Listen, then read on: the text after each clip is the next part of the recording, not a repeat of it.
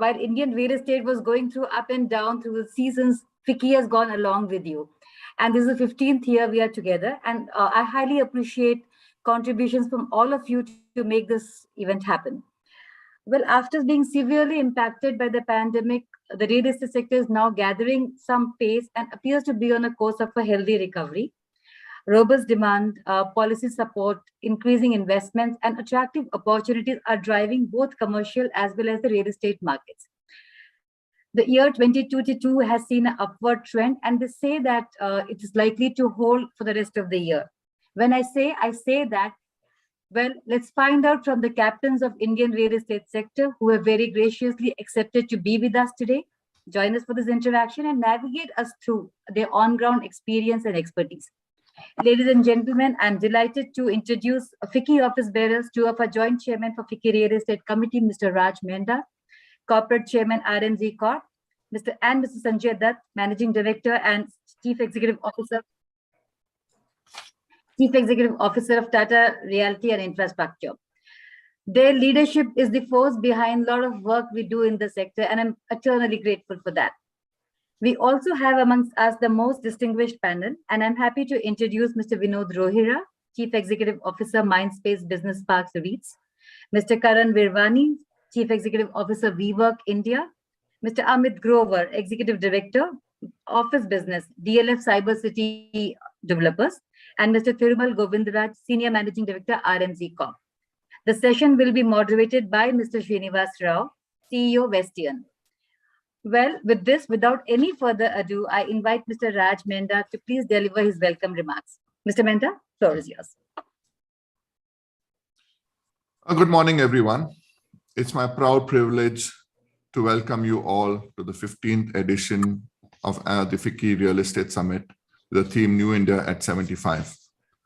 Unveiling the potential of India real estate. Thank you for taking your time with us today. As we are aware, the real estate industry has always been a dominant player and has largely contributed to the country's economic prosperity. Several policy-level interventions by the Government of India, like introduction of RERA, 100% FDI in construction, has paved way for a consolidated and transparent investor-friendly real estate sector. Several states have reduced stamp duties to encourage investments, and home buyers are being incentivized by tax exemptions. Interest rates for home buyers are at all-time lows, and ideally, this should have spurred the growth in the sector. However, the real estate industry, which is largely dependent on region and asset class, is reeling under adverse impact of COVID crisis. The sector was re-emerged from the past turbulence of structural changes, and the liquidity crisis is finding it increasingly difficult to resurrect itself in the given circumstances. While we hear on more in detail from Sanjay and other eminent speakers for the day, let me give you a brief assessment of the commercial real estate business. The Indian office sector has come a long way over the past 2 decades, from stakeholders operating in silos to developers, occupiers, and investors becoming more cognizant of each other's requirements and working together to improve long-term efficiencies. The commercial real estate is a very well organized sector. We have India's top developers controlling 650 million square feet. Most of us have received 98 to 99% of rent on time, despite COVID.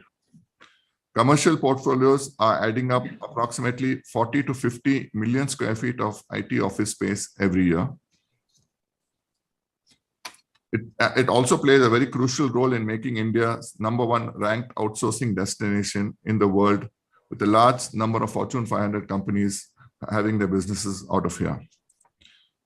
Within real estate, certain asset classes like retail will continue to stay affected over a relatively long period, while other sectors like data centers, industrial and warehousing, cloud kitchens, and co-working may see an uptick in demand in the immediate and medium term.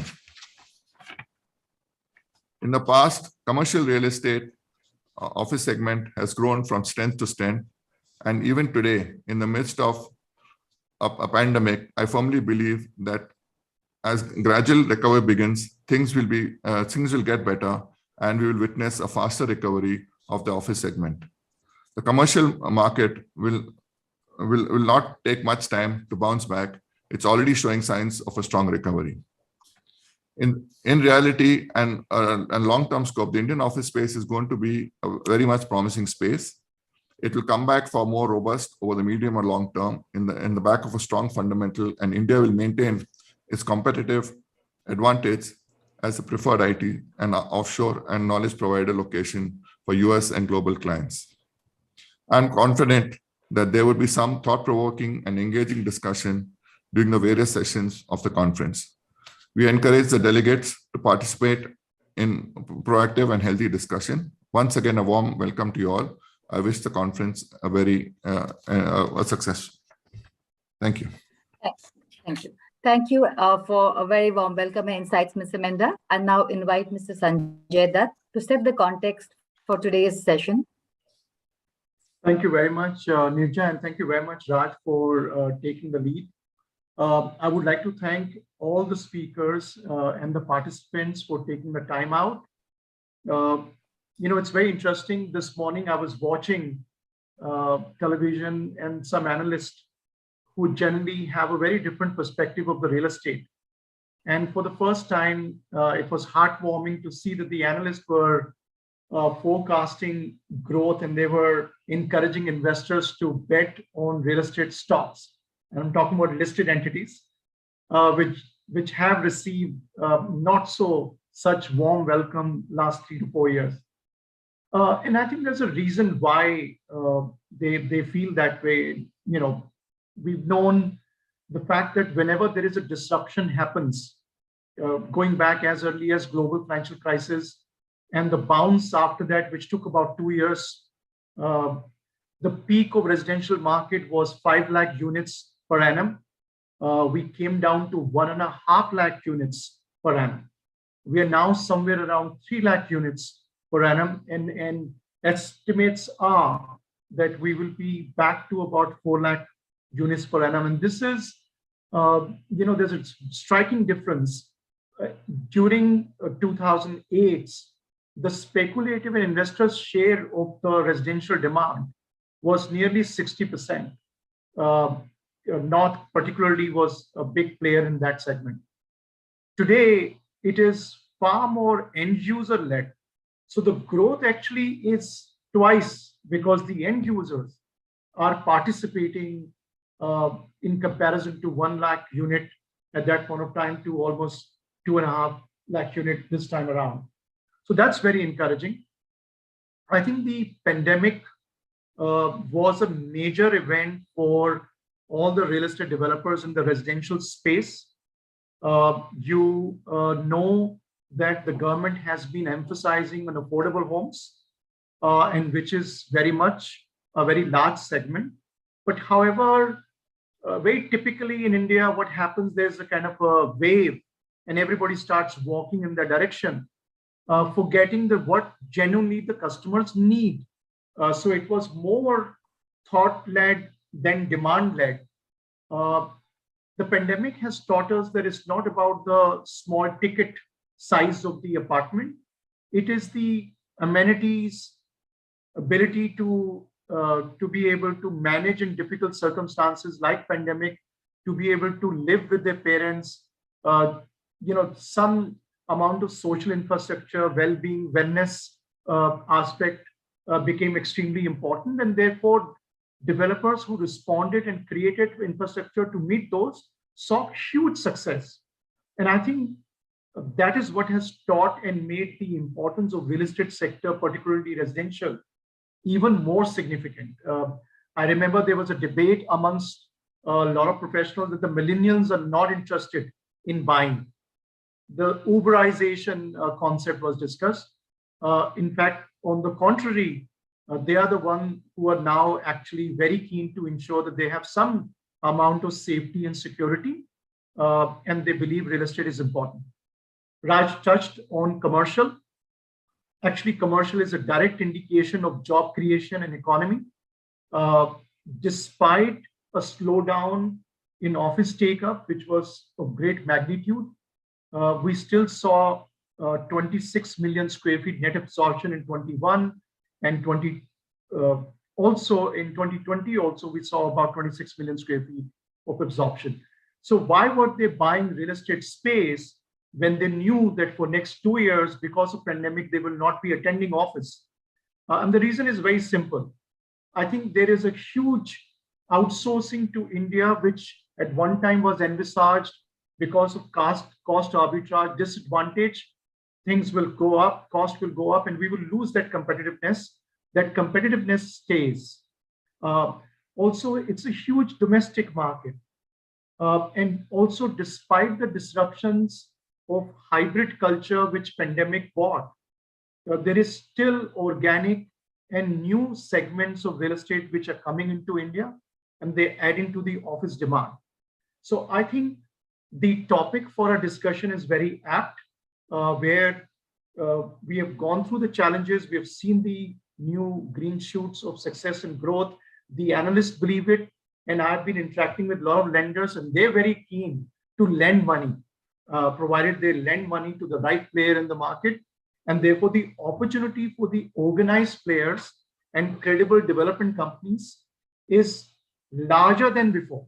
And I say that because earlier the real estate space was somewhat very crowded, and there were a lot of developers who perhaps did not discipline their business. And today is much more level playing field. In the end, I would like to give credit to the central government to making a substantial difference to bring about transparency in the real estate sector, and continuously listening to the stakeholders. I mean, let's look at the last budget. We made an appeal to the government that the SEZ sunset has happened. Why don't we consider bringing about a new legislation? And the government responded in the budget. And therefore, I'm hoping in next 2-3 months, we will have domestic tariff companies working out of export zones. So compliments to the government, but at the same time, these compliments are to the central government. The state governments have lots to do, and those are the area which I'm hoping some states will set an example and create a competitiveness amongst them to take to the next level of growth in the real estate sector and directly contribute to the profitability of the sector, which was getting hampered last few years. So thank you very much for your time and attention, and I would like to hand over the opportunity for the session to the moderator. So, well, thank you, Mr. Dutt, for setting the tone for today's conference. We proceed to the interactions with the panel members, and to do the honors, I invite Mr. Srinivas Rao, founding member and CEO of Westian. He's a pioneer of professional real estate and urban infrastructure consulting in India. Handing over the baton to him, I'm sure, Mr. Rao, you will manage the time well and take care of my panelists and the audience. Thank you. Over to you. Thank you, Nirja. Sanjay, thank you, and Raj as well. Raj mentioned some key takeaways: 650 million square feet with the corporate real estate developers in India, which constitutes about 98% of the corporate real estate in this country. Sanjay talked about a few touch points in terms of 26 million square feet is the take up that's been there for 2020 and 2021. Having said that, there are, it's very interesting to see that Indian real estate, which has always been about 60 million square feet market, has now come to about 36, 38 million square feet. So one of the biggest drivers for commercial real estate has always been the IT and IT enabled sector, and corporates and multinationals taking up space. So the first question I actually want to start off there, since Sanjay already started by talking about the residential sector, I'll probably pose it to Thiru for you. The first question comes to you. Over the last 18 months, considering the fact that the panel pretty much has 50% of the Indian real estate is controlled by you guys.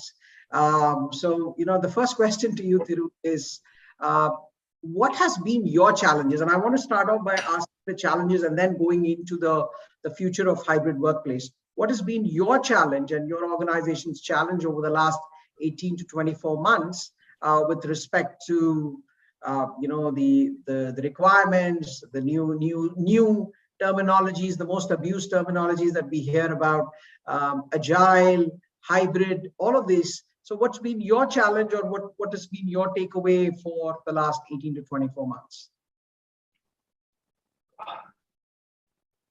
So yeah, thanks, Srini, and thank you to everybody.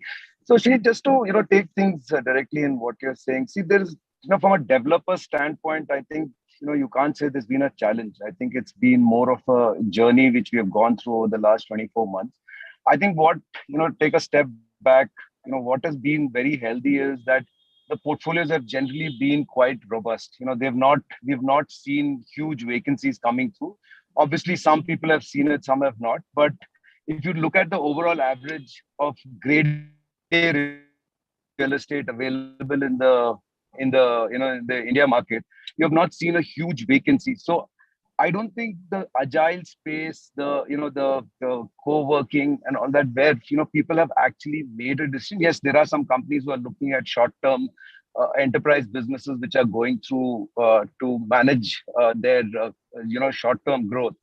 But if you look at from a developer standpoint, either the co-working companies or the hybrid companies growing, they're taking up space. Where we see some amount of the delay has been mostly on the decision making from the client's perspective, because see, all the corporates are growing. Nobody has stopped hiring. Everybody's hiring. I think markets are they've been quite robust in terms of people getting hired. And also what I believe, everybody had made noises in early 20s saying, we're going to go hybrid, we're going to go work from home. But what we are seeing is, that most of the companies have not yet tested their assets with people coming back. What I say is nobody has stressed their asset yet to see what exactly will work and will not work. I think we'll see the business is going to evolve over the next couple of months if everything goes as it's going today with nothing happening and everybody coming back. What we are seeing is occupancies have gone back to around 30% in most of our assets. So we will see the change, I think, over the next 2-3 quarters in terms of how people are going to take the decision.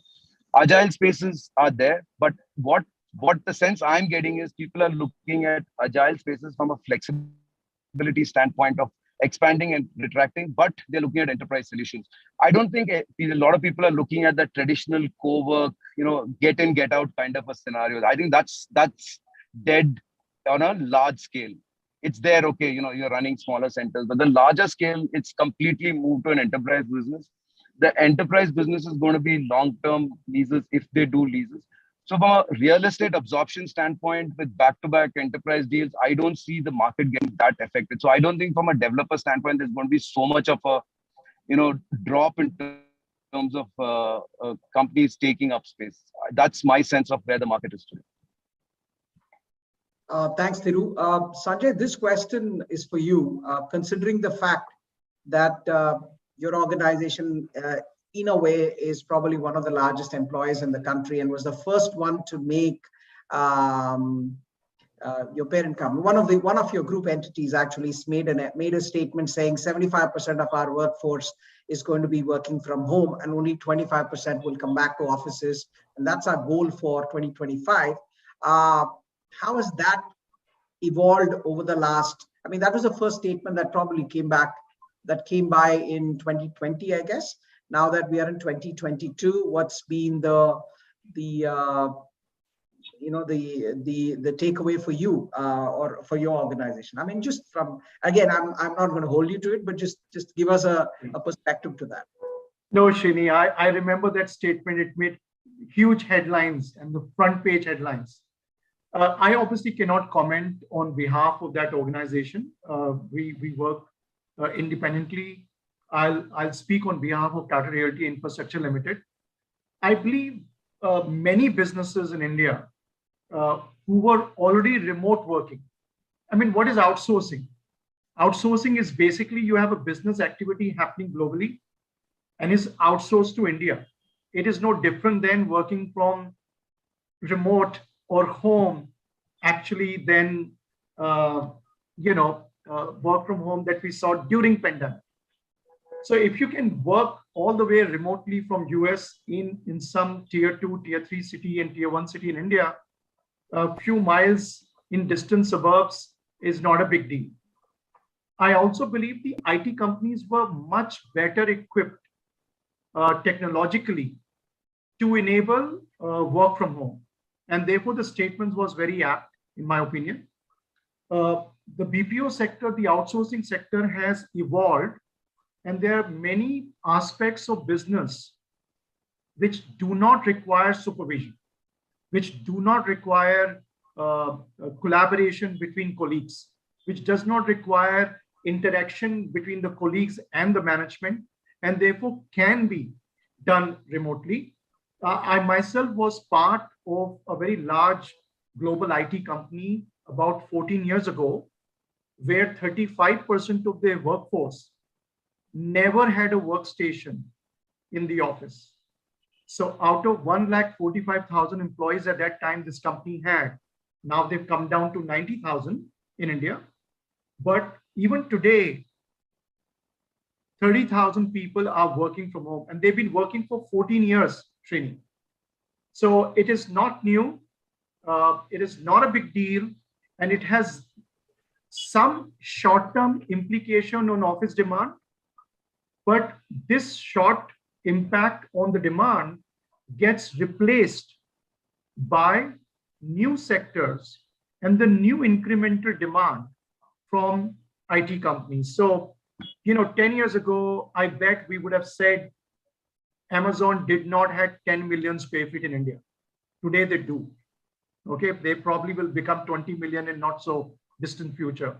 There are many companies who are 50% of the global workforce in India already, and there are many who are still 2 to 5% of the global workforce, which means for them to catch up to 30%, which is a fair conservative estimate, because IT outsourcing companies may be 50%, but the captives global centers may not be 50%. They may be just 30%.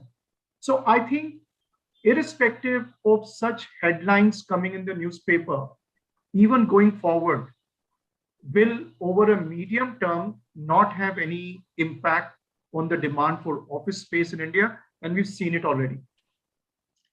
Thanks, Sanjay. Thank you. Karan, this question is for you. We've seen the entire co-working industry evolve over the last, I would say, 5 years.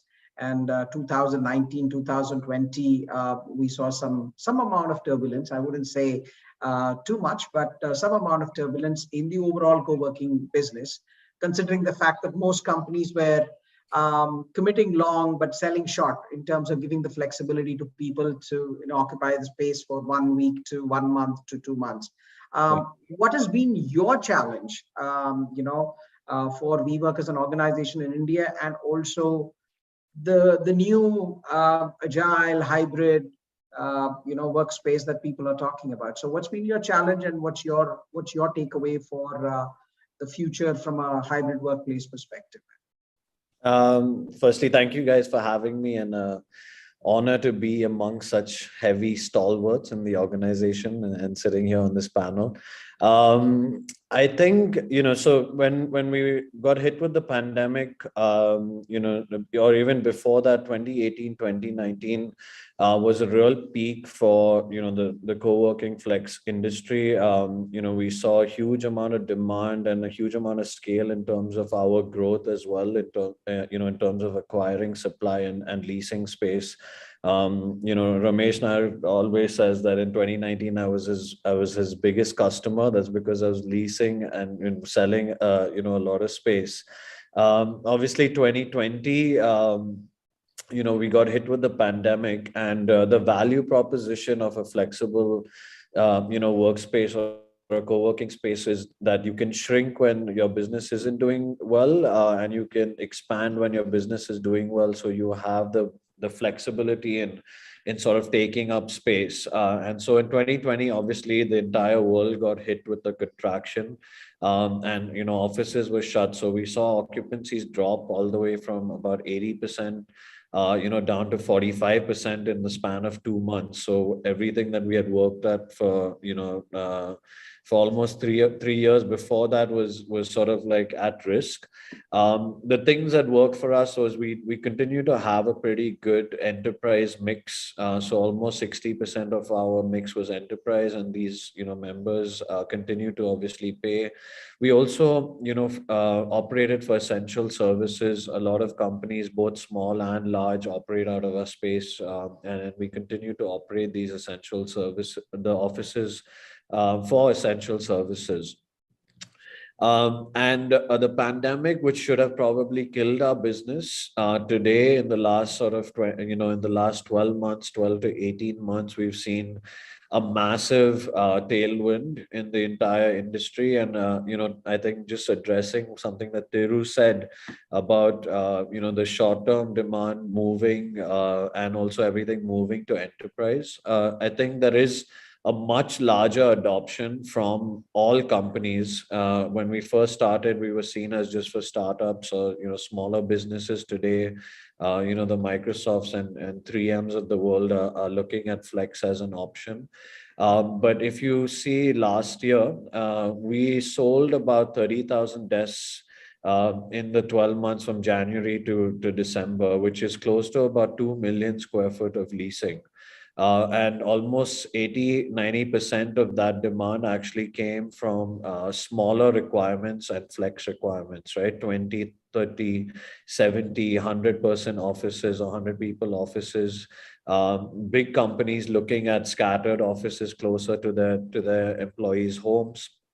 And also using our spaces as places for collaborations while people were stuck at home and couldn't actually have that social connection. So there's a definite change. There's a definite tailwind in our industry. And if you speak to any of our peers, you will probably hear the same thing.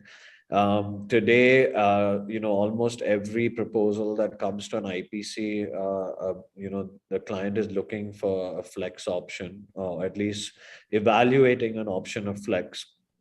And that could be a small 2-person office for some remote team, or it could be an entire managed office, for thousands of employees. So there's a completely wide spectrum of how people are looking at the office, and the office continues to be the primary place for work. So most companies are going hybrid, but with an office first mentality, and that being the place where you build culture and collaboration. And with those changes, there is going to be a definite behavioral change with how people design the office and how they use the office. An office moving from what was industrial fixed desks where your desktop and your phone and your fax machine and all of that was in one place, to becoming much more social places of social connection, of collaboration, and a lot more flexible in terms of how people come in and how people work at home. So that's a change that we are seeing, and we're really hoping that this change helps us grow even further. Thanks, Karan. And Vinod, this one is for you. You've heard the challenges. You heard the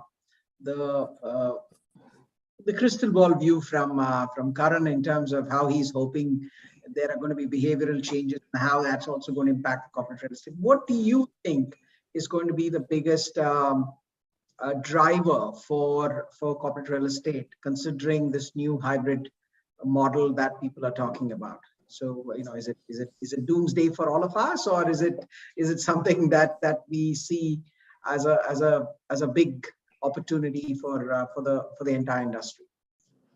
Thanks, Srini, for having me on the panel first. And you have all heavy duty guys, and then you have to speak the third or the fourth, and you have to reinvent words for the same communication to be messaged out again. Having said that, doomsday sounds good only on headline news. We're hearing doomsday for 24 months. We'll hear it for the next 24 months. First, it was work from home has destroyed commercial real estate. Nobody will go back to office. Now we're talking hybrid. So it's next 12 months, we'll be answering what hybrid means. Anyone knows the definition of hybrid on the screen? I do not know. I don't know the definition of hybrid, right? What is hybrid is that I'm coming back to office But out of this screen of 6 people, 3 will come, 3 won't come. Then you will have FOMO.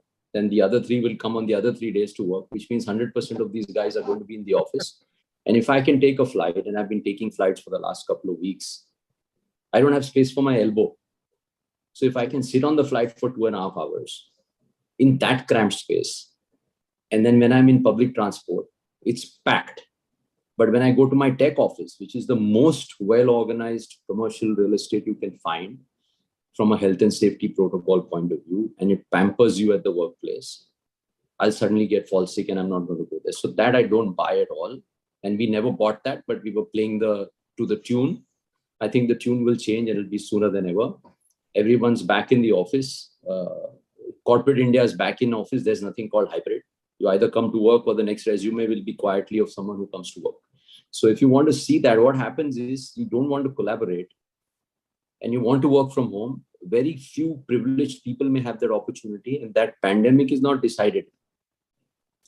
Few people continue to have that opportunity, and they may probably take that lever a little more to use the flex space opportunity. It's like if I'm sitting at home and working, today I have 15 Zoom calls to do, I might as well take it from home and I don't need to go to office, right?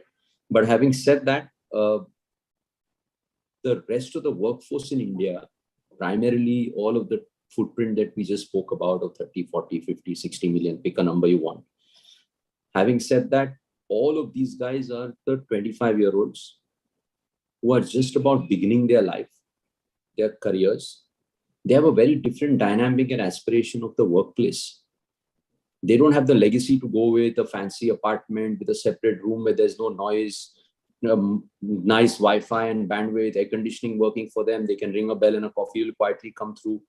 That's not there. These guys are living in shared chamris, and we've repeated this story a million times over, but for the panel, for the next 2 minutes, you'll have to hear me again. All of these guys by default want to go back to the workplace, while they all have moved back either to their small towns or to the flexi space. Bottom line is they are now looking for a desk to work from. And you're seeing that it's not giving you the output to the degree you want the output at a fast changing world, especially when you're doing technology and you're digitizing stuff. You need to collaborate far more greatly than remotely. The remote work, like Sanjay mentioned, will continue to be remote. But the volume of people that have grown in the last 1 year in terms of employment, if all of them started working remote, you wouldn't see so many offices getting leased and so many offices getting fitted out. And you're doing a lot of fit out across of India. You can tell me how many more fit outs you're doing this year than you did last year. So if you start mapping that and you start mapping how the workplace is changing and the opportunity this panel can offer to the marketplace by creating exclusive grade A to grade A opportunities of the workspace with no supply coming in that category at all, you're seeing a very different dynamic 6-9 months later. We might be discussing why the rents are so high. Why can't the rents come down? 6 months later, we'll have a panel on that discussion. Right now, we are figuring out hybrid. So that's my take. Interesting take. Yeah, you're right. But then there's this new normalcy that people talk about, hybrid, agile. So Amit, this question is for you. And what are your customers asking you from a new normalcy perspective, purely from a hybrid, because they're going to go hybrid, completely hybrid or agile workplaces. So your parks, what are the new things that the customers are asking for? Is it something very different to what it was before, or is it the same stuff, infrastructure that they were asking for, or anything that the needs have changed, or they haven't changed at all? Thanks, and pleasure being on the panel with all the industry colleagues. Sure, Srini. So I think before I get to the hybrid, I think as Sanjay and Vinod mentioned, that there is robustness in the demand.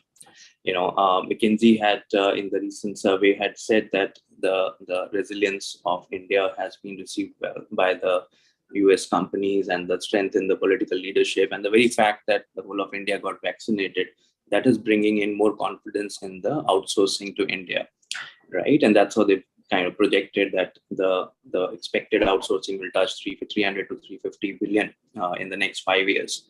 We've also seen that in 2021, 150,000 new employees have been hired by the IT industry, a lot of hiring has been, rather 100% of the hiring has been virtual, where the employees have not met their bosses and not have come to offices and others. We've also seen in 2021, and the trend is continuing, that there would be a shift from some of the grade B spaces and non-experiential spaces to grade A campuses. And therefore, the leasing for the grade A campuses have been good. And likewise, the grade A campuses has been good. Also, the fact that there's been a good collections, which have been reported by all the top 5 developers, have been in the range of 98 to 99% of the collection, has been reflecting some robustness in the commercial real estate as overall. I think Colliers has also reported in one of the reports that with the startup industry or the unicorn industry, there's another 28 to 30 million of square feet of space will be occupied in the next 3 years by that industry itself. So there's enough data point to reflect that there is strength. Having said that, the fact is that last 2 years, because of pandemic and 3 COVID waves coming in, yes, a lot of employees have been working from home or from their native city. So therefore, employers have been considerate of the fact that it suddenly can't be a push the button and then next day everyone would be there. So therefore, the flexibility is offered, right? And that's why we're hearing a lot about 3-day working or 2-day working. A lot of employee survey. Also, the fact that the tech employees are slightly high. So there's a big demand supply gap. Demand is substantially high, and therefore the employees are seeking that flexibility. That's another thing which we are expecting. Having said that, I think the next 3 months will be very crucial, because schools have opened up. As Vinod said, that there's all public transport is there. The cities have started rolling back. We would see some of these conversations fading out.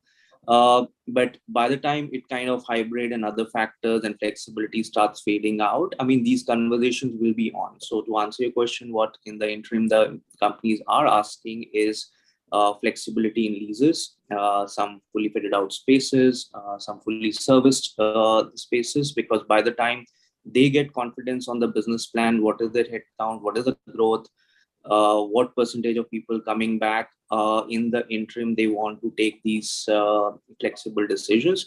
But that's a small segment. At the same time, the larger corporations, we've already started getting big demands, larger global outsourcing, whether the IT companies or the tech global companies or the BFSI. We've already started getting demand for the large space, which means they've kind of assured that there'll be a segment of employee will say, okay, I want the flexibility on tier 2 or work from home and all that stuff. They will carry that along, but the largest segment would be returned to work for the reasons Vinod mentioned. And I think the most important reason is the attrition rate, which has increased in the IT industry, which has been in the tune of now 35 to 40%. So all leaders are under pressure to bring the employees back. They're offering flexibility, and likewise the flex spaces are being talked about. But it'll be a combination. It's not that the industry is changing the parameters in totality. It will be a small segment, but the conventional leasing and the large space will continue to a large segment. Thanks, Amit. Vinod, since you said you were the last one to get you didn't have words earlier. So let me ask you this question.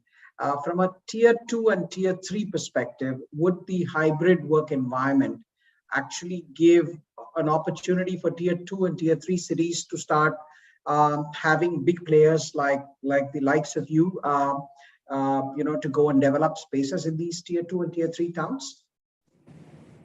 That opportunity was always there, Srini. It was not the pandemic that was driving it to change. Yeah, of course, it's come to a highlight point where most people went back to their homes because it was work from home. So it was far more economically effective for them to be working from their hometown. And which is why some of the companies have set up some flexi space opportunities for those employees to access. The idea being that they want them to be on a desk and not work from home. Having said that, what is driving it is not real estate. I mean, we can go and put a building in every tier 2 and tier 3 city and wait for the customer to come. There's no rocket science to that. It's about getting the ecosystem.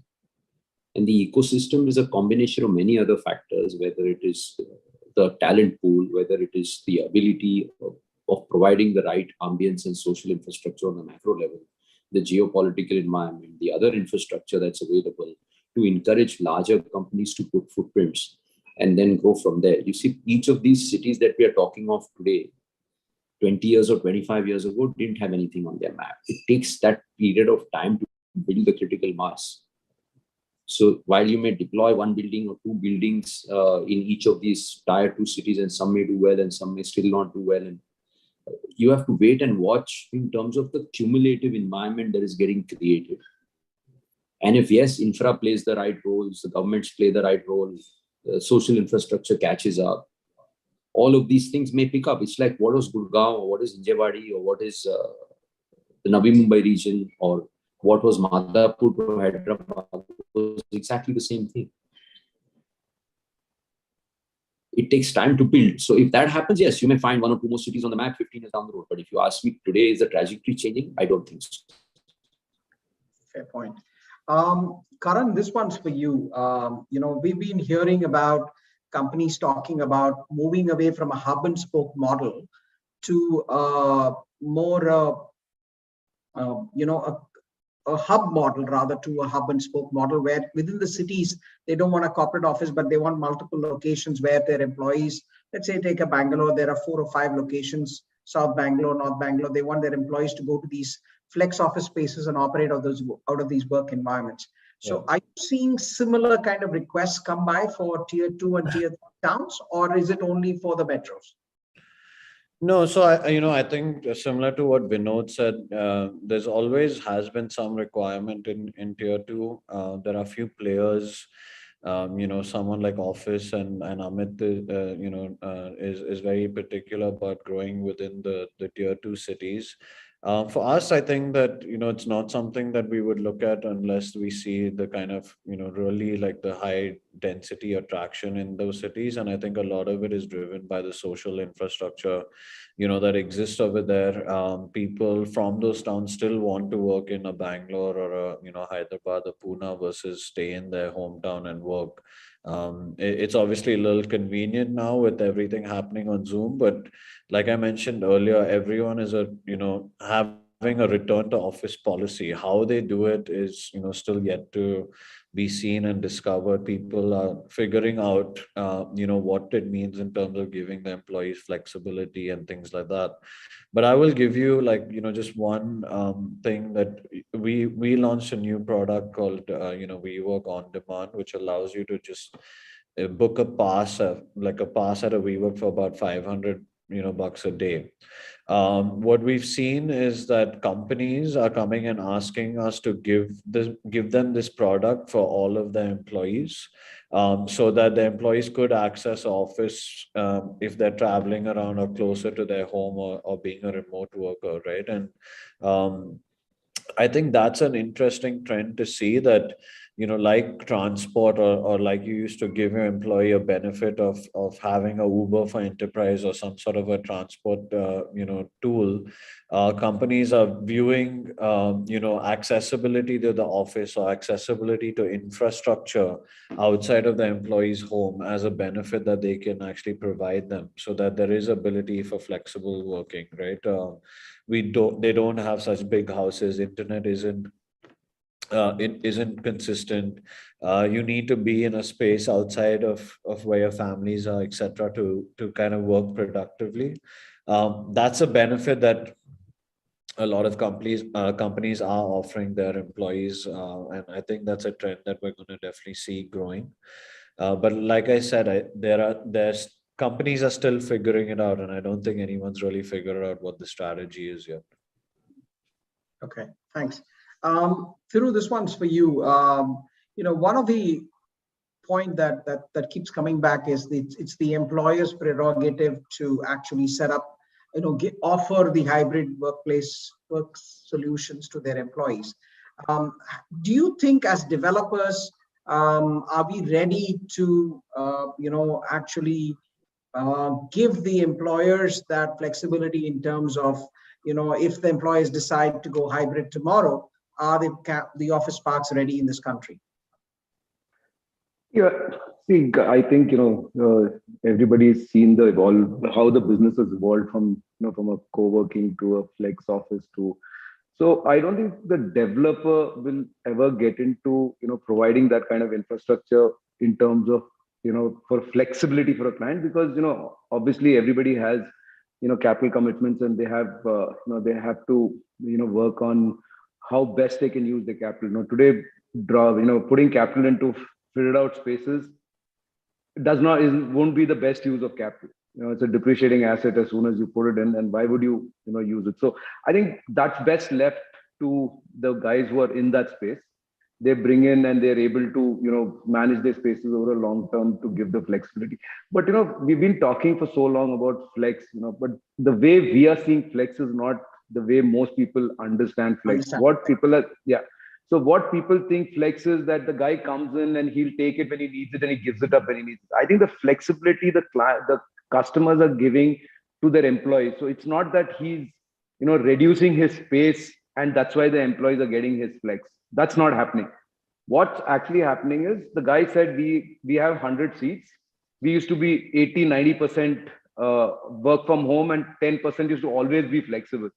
Now that 10% has gone up to 20%. So I don't think footprints are reducing.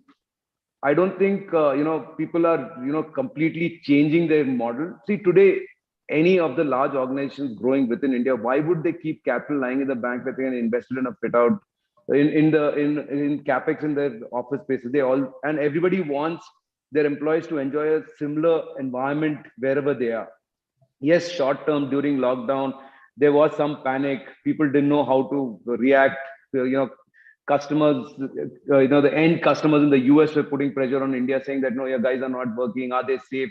So there was a lot of hearsay during the pandemic where the US companies were benchmarking India to exactly what was happening in the US.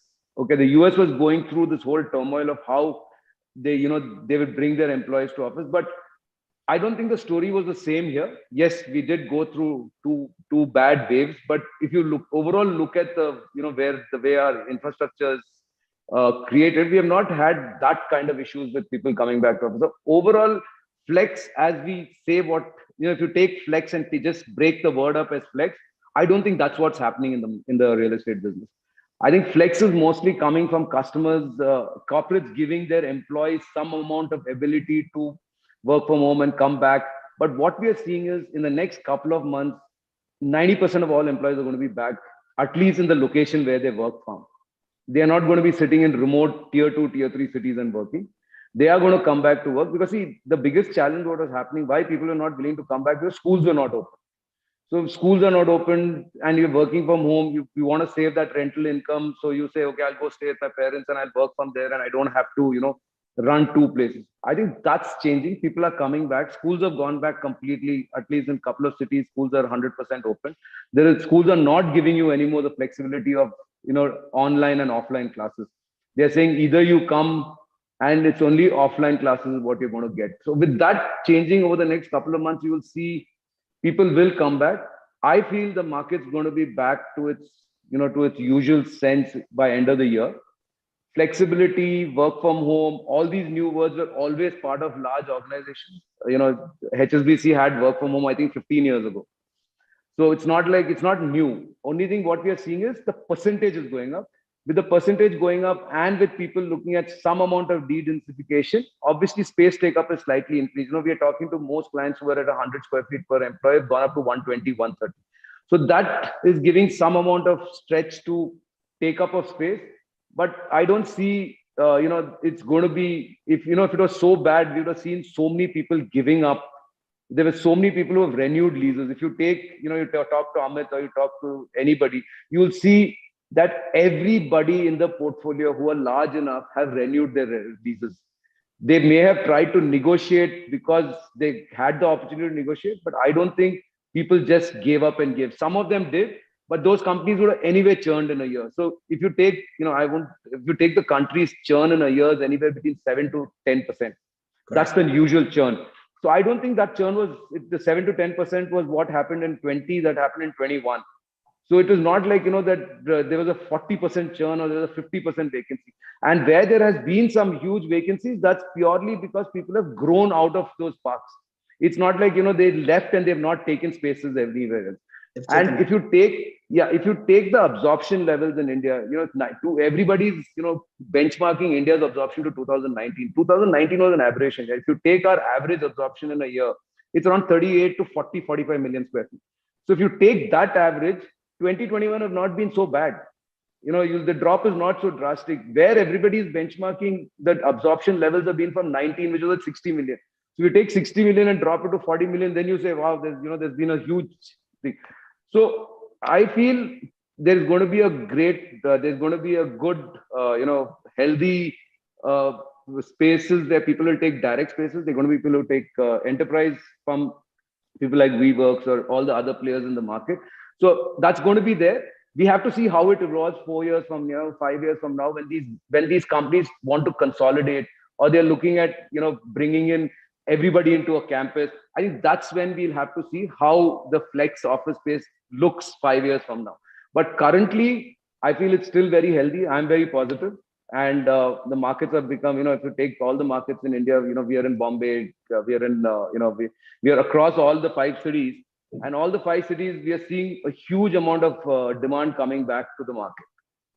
So I think it's flex is a great discussion point, but it's more of people just trying to put their head around how to manage growth after the 2 years of pandemic. Your lips to God's ears. That's music to my ears too. So Sanjay, I'm just moving gears here. I have a different question for you. I've read a recent report that basically says that people are unhappy about the hybrid work environment, which basically means that flexibility of 3 days compulsory office and 2 days of flexibility of working from home. Are you hearing anything on those from any? I mean, you represent, like I said, you have one of the largest employees in this country, and you also have access to a lot of data. Are you seeing anything different in terms of people complaining about this? No, Srini. I think it's more of a matter of adjustment. A lot of people were in their home because nearly 30 to 40% of the workforce in major metros in India is a migrant workforce. So they chose to be outside, and many of them actually gave up their rental accommodations, etc., etc. Mm-hmm. So many of them actually are in the process of finding their accommodations again. So there is a kind of a lag for about, I would say, which will last for another 3 to 6 months, where people will readjust. So it's not a complaint. It's just, it's just when you're sitting for a while and you stretch your legs, it takes an effort. It's exactly like that. So there is no complaint. And I think most corporates are also very accommodating. I don't think they want on a day everybody in the office, like Thiru and Vinod said. These are multinational corporations. They understand. They probably had this culture of work from home for decades. So they're very, very accommodating. It's just that some people who may have expressed a strong opinion becomes an issue of big debate. But I think they are in considerable, insignificant, number, in my opinion. Not really a trend that we need to deliberate on. Okay, interesting. Amit, this one's for you.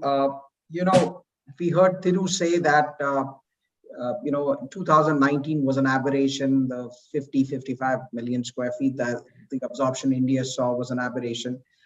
India has always been a 38 to 40 million square feet market. What's your take in terms of this whole hybrid model where you're telling people to work from home 3 days a week or 2 days a week, and that is it going to really impact the Indian real estate, corporate real estate, in terms of the amount of, is it going to be a 38 million to 40 million market in the foreseeable future, or is it going to go down to probably 2025? Do you see any kind of contraction come our way in the next, let's say, 18 to 36 months? So this could have been an outcome, as I said, if new business and new growth was not coming from outsourcing industry. So definitely today, first is, let's put it this way, that what is the current employers doing? So if the pre-pandemic the workforce was 100, the workforce today wants flexibility. So employer is saying, okay, I give you flexibility. Okay, one is, as Sanjay rightly said, you've been sitting at home for the last 2 years, you've got running, so it will be a phased comeback. Second is, in that phase, the employers have experienced all formats, and so have employees. Some employees are saying, okay, I want that work from home flexibility. The other segment in the employee research came in, okay, I'll come back, but there is, for a few days. And there is one research which came in US and in India, which is, it said not Mondays and Fridays. And that's how there's a concept of TWT, which is Tuesday, Wednesday, Thursday. And employers are saying, okay, I give you the flexibility you want to work from home to start with, I give you this.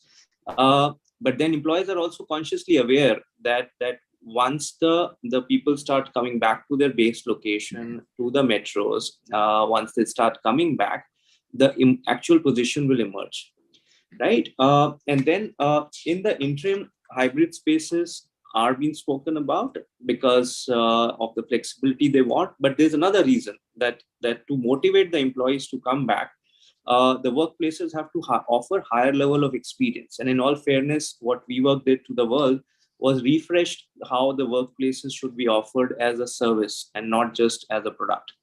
And therefore, the concept of work experience, engagement at workplaces, ability to collaborate and belong came in. So there is that piece which has substantially moved on as an offering from the enterprise developers, from co-working players, and developers are also will catch up and upgrade to that level. So 1%, yes, can continue work from home or a tier 2 from a certain perspective, and IT companies have a solution for that also. What they're saying, guys, I'm not going to monitor you on day-to-day what you're doing, and therefore the gig economy will come in, which means I will have you have a contracted employee, which is an output-based position. You work from home or work from tier 2, we have a contract in place. So by that logic, the 100 as a pre-pandemic can go reduced because a certain percentage may continue to work from home or tier 2. Having said that, the what small contraction which may come out of that is getting taken care of the new growth which is coming because of the digitization projects which our IT industries is getting, because of more global outsourcing, and the fact that across the world, the outsourcing and the digitization has increased, and India is the only place which has all the talent. So the new demand is coming in, which will take care of a smaller portion, which will go to tier 2 or a long-term work from home or to the gig economy in some sense. The other new demand which is coming in is from the unicorns which I mentioned. So if you club the two together, I would say, the standard, the stable positions of 35 to 40 million, will continue, and largely it will remain with the tier 1 cities and the suburbs of the tier 1 cities. Thanks, Amit. In the interest of time, I thought I'll give each one of you about 2 minutes to basically give the viewers an insight into the next 36 to 48 months of where this hybrid workplace will take India to.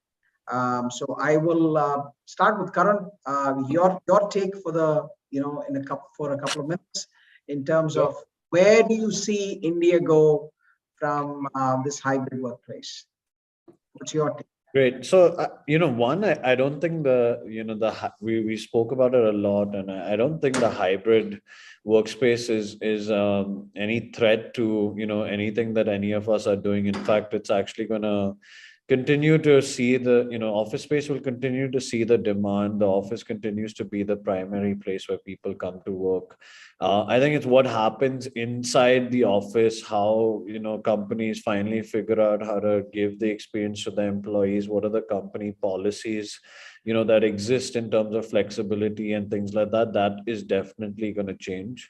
I think a lot of us need to, maybe get out of this mindset that things will just come back to the way it was. It's definitely not going to be exactly the way that it was. There is a tectonic shift that's happened in the world, and that's going to be permanent in the way that people perceive the workplace or how employers, the tools employers use to actually attract the right talent and people who can collaborate in the workspace. So that has definitely changed. If I ask someone like my younger brother, what the office for him is going to be like, I think he'll give you a very, very different answer from what, any of us on this panel would say about the office, or what the office, means, even in terms of what it means to you as a place of work. So I think in the next 10, 15 years, you will see a drastic change, and developers, players like us will have to evolve and provide products, services, and offerings that actually cater to this new way, because it is going to be driven by the employee and nothing else. The employee is going to be the one who drives what finally this office real estate kind of like looks like, and how big it becomes and how it does it. But India specifically, I think the macro trends continue to be super strong. I think a lot of the services companies hired like almost 160, 180% over what their normal rate of hiring was in the pandemic, because all of the digitization from around the world is finally coming to India, to actually get done. The type of work that is happening in India has evolved from back office to R&D to, now AI to, everything that you can think about, pretty much happening over here. The funding that has come into the country over the last like 2 years has been immense. It's half the time that it takes for a company to reach $1 billion valuation, and actually it's only going to keep increasing if you see what's happening in the startup ecosystem and all of that. And these companies are no longer small. There are each of them are 10,000 employees plus, even once they reach a certain scale, and that's only going to continue to grow. And Indian entrepreneurship has increased heavily. So we saw the great resignation, as they call it, last year, or whatever it is. But a large population of people who left organizations actually have gone and started companies, of their own, because the ecosystem itself has just got into a place where it's so conducive and so easy to, to do that. Today in a WeWork location, if I speak to some of these, entrepreneurs, some of the stuff that they're building, like we've not even thought about it. It's not even, it doesn't even exist in our realm of reality as yet. So that there's the possibilities of everything that's going to come out of India in the next few years is massive. So I don't think that we're in a place where it's going to cause a threat to our growth plans or how big we can actually get it. I think there's still a very, very long way to go. But there is a behavioral change that is happening in the way that people consume the office and react to the office environment. And it's yet to be seen how that change evolves. Vinod, this one, your 2 minutes in terms of the future. What's your crystal ball view? So 2-3 things. I'll speak more on the macro than obviously giving you our business dynamics, but you'll probably, I'll hopefully be able to communicate that message. Do we believe India will be a 5 trillion economy or not? Do we believe there is going to be growth in the country or not? Do we believe India is the footprint gateway for technology-driven services to the globe now? Do you blink an eyelid when I say manufacturing is China and technology is India? I think yes. India has established itself really strongly in that position, and from there you're only going to see growth. So if there is growth visible and you believe India will grow, then the big driver of growth is the services through technology companies, and whatever shape or form you might have, hybrid, evolving. The top end of the marketplace, that 10% will have the flexibility, the 90% are still forming their careers. And you will have to provide a workspace which attracts them to come there and feel excited to be there. And you can deliver with collaboration because things are changing on a very dynamic level. So the way we see it is, I think when you sit in an airline, are you asking them that every alternate seat should now empty? Not. If you're going to a restaurant, are you saying that move the table away and I want to be 6 meters apart? No, you're not having robots cooking and serving you food. So if you're fine with all of that, your kids can go to the same school, in the same bus, you're in the same building. There is no sanitization protocols I'm seeing anywhere in most residential spaces. And you're going to live with the pandemic in some shape or form going forward. It's not that it's gone away. It's going to be part of our lives for the next few years at least. And if we are going to move to that new normal, why are we saying office is the only place we will not go? We'll go to the mall, we'll go to the shopping center, we'll go on the flight, we'll go to a yacht, we'll go everywhere. But we won't go to office because something's wrong with that. So I don't know why. Fundamentally, I can't swallow that. There is no shift in terms of your work culture and work ethic. And what you can do sometimes in 5 minutes in the corridor with someone who you met, you have to plan a 1 hour Zoom call to get that sorted. So productivity, in my view, is gone down to the docks. And when you're back in the office, you will see tremendous value add for productivity with collaboration, which we are using very mildly. I think it's the sharpest tool for growth. And you want to be on top of your game, you've got to collaborate and you've got to be together and you've got to work at a very fast pace. Hybrid was good when you were doing resilience and management of crisis, etc. But when you want to do growth, you have to collaborate. And for that, you need talent on the desk sitting with you and collaborating. It's not going to work otherwise. So I don't see that changing. It's only going to get strong. Thanks. Thiru and Amit, I'm going to go one after the other. Thiru, I'll give you a minute because I see Nirja already waving out at me. In the interest of time, Thiru, your crystal ball view in terms of where the hybrid future is going to be all about. See, I'll take a step back. I think everybody has given great views in terms of what everything's going to happen. I think as an infrastructure provider, our single goal is to be able to connect from a B2B to C kind of a concept. Okay, if we are able to do that, we've been doing it quite successfully over the last decade, and we're trying to step that up. And I think that's what you're going to see. If you're able to bring that whole social employee engagement from a infrastructure provider, that's what is going to succeed. Because today, clients are coming in and they're seeing our buildings and they're saying, listen, I don't want to do all this. I want to provide grade A, good quality space inside, but I want the whole environment to be conducive for my employees to come in, not only from an employee standpoint, but also from his family standpoint. I think as infrastructure providers, if we are able to create that quality, bring in the standards which people are following, bring in the green level, which today LEED Platinum has been beaten to death on what's going to happen. But I think there's so much more to do.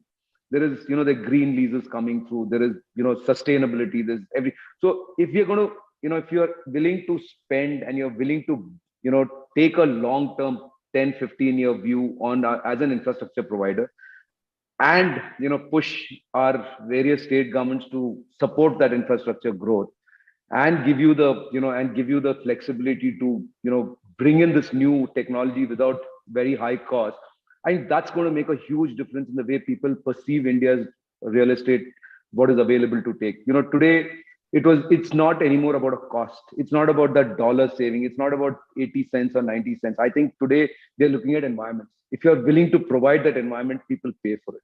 You can see that across the portfolio with us is also, the kind of rental differentiation in micro markets are purely because of infrastructure. So I think my crystal gaze is, if you provide the right infrastructure, you provide the right environment for companies, they will come and they will bring, and the employees will come back because of that. Amit, my take is that it's going to refresh with the core purpose that employee is going to assess that I'm going to office for a purpose, right? If that purpose is what Vinod said, is to meet a colleague, to meet your boss, to have a project meeting with his collaboration and discussion and brainstorming. And sometimes employees will judge that, okay, the whole day I'm going to sit at my work desk itself, so then might as well work from home on that particular day. So there'll be a combination. I personally believe that the suburbs will grow in this whole process, because if number of days employees are able to reduce to go to office from 5 days to, let's say, 4 days or something, their net on a weekly basis, the net commuting time to office gets reduced, and therefore they would be okay to live a bit apart, live in a bigger houses, and have that office at home as well, and enjoy that flexibility. So therefore, suburbs or metros, I think, will benefit out of this whole thing. And the housing sector is benefiting from that because of the same reason of how they need the bigger houses and have office at work and all that. The other trend is that the workplace experience will become the epicenter, right? So it has to give substantial value when one goes to office vis-a-vis at home. So home is competing with office, so therefore workplace experience, workplace infrastructure, amenities have to be substantially enhanced to give that value creation when an employee goes to office. The third is a small segment which employers will also take a call, that still a set of employees will say, no, I want to still work from home, and that's where the gig economy will come in. They say, okay, I'm not going to monitor you, what your productivity or then you, instead of a regular employment, shift to a contract, work from home or wherever you want to. And I think that will also emerge in its own way. But as far as the core employers are concerned, increasingly they would want the employees to come back to the offices like a pre-pandemic way. Awesome. So much positivity. I mean, I'm my big takeaway is that, between Vinod, Amit, Sanjay, and Karan, and of course Thiru, I think the real estate sector has nothing to worry. We've only heard positive things. It's all. I every morning get up thinking about doomsday predictions that I read in the newspapers. But I think the biggest takeaway has been that, like Vinod said, the whole thing about what is agile, what is flexible, future hybrid workplace, like he called it, 3 of us on the screen, 3 of us in office. That's how the world is going to probably be. So Sanjay, with your comments, I'm going to hand it over to Neerja after this. So what's your gaze into the future for the next, and I'll give you a minute for this because I know that we are almost at the close of time. Thank you, Srini. And Neerja, with your permission, I will use the opportunity to do the closing remarks so that we can actually wrap up the discussion. So Srini, wonderful job. The purpose of this session was to unveil the potential. And I saw a lot of conviction from Thiru, Karan. Vinod actually was on the edge, literally on a few occasions. Amit spoke about the various combinations of stuff. I think all the comments are absolutely true. My own view is much before the offices of a repurposed office, the homes have to go through a transformation. Because if the 40% of the workforce is migrants, there is an opportunity and I think because we do a lot of residential development, that thought process is already triggered. In fact, there was a big debate of why do you want senior living homes? Actually, every home should be senior aided or enabled, right? Why do you have to categorize them differently? So there's a huge transformation in the real estate sector. All segments of real estate will go through this journey. We will evolve, we will adapt. Some of our predictions are already coming true. Some will happen over midterms to long term. I believe real estate development companies will be services organizations, which I've said it in my post several times and sessions before. I think the purpose of the organization would be fulfilled, not necessarily by permanent employment.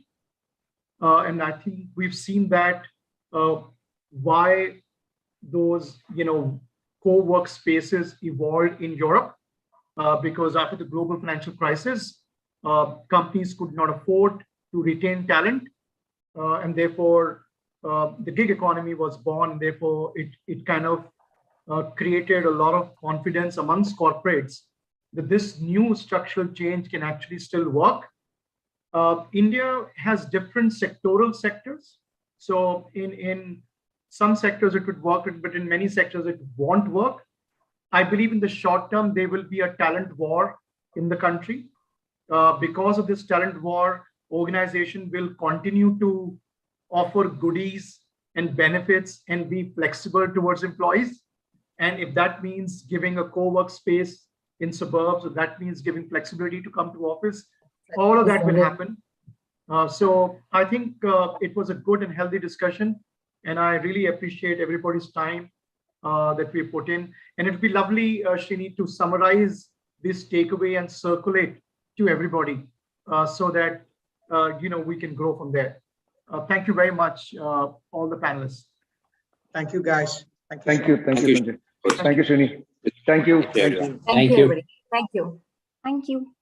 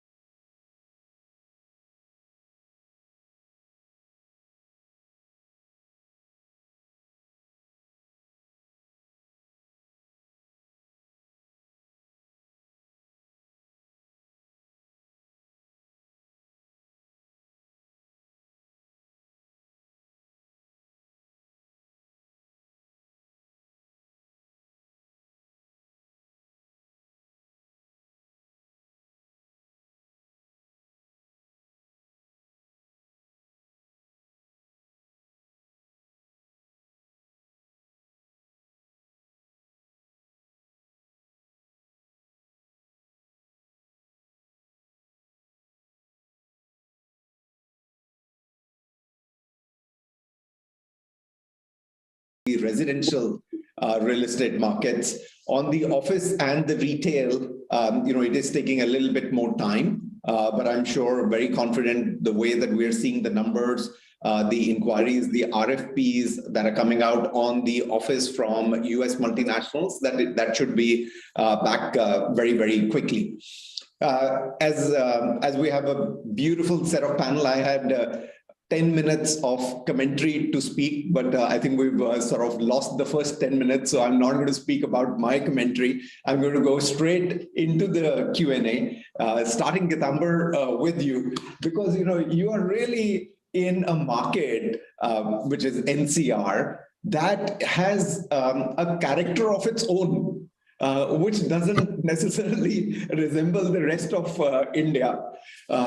What we have noticed, Gitambar, from a lot of the ill wills that had happened in the market in the last 5-6 months, we're starting to see positivity that is emerging, more particularly in the Noida, Greater Noida area, which is where ATS, your company, really specializes. What do you think has started to change in that micro market? So thank you, Anuj, and hello to everybody in the session. So see, Anuj, the thing is that the NCR has the demand flowing from the entire north of the country. It's the entire north part wants to have some sort of a foothold in the NCR when it comes to housing, because the children might go to college here or they might work here. So everybody has a aspiration to own a property here. So that's why the NCR market is a very interesting market, and you have the entire spectrum of the demand pyramid. You got the right top of the pyramid, the high-end ultra luxury, and you also have the middle segment is of course very robust. There would be a preference for the base of the pyramid, where government is coming up with EWS schemes and LIG schemes, government of Uttar Pradesh, Pradhan Mantri Awas Yojana, and government of Haryana. What has changed? What has changed in the last 4 or 5 months is, it's definitely becoming very, very positive. And I think in the entire real estate story, the NCR story is the one which has been most visible when it came to failures, bad deliveries, bad stories, probably because we are so much in the eye of the media here, and of course the central government is here, the judiciary is here.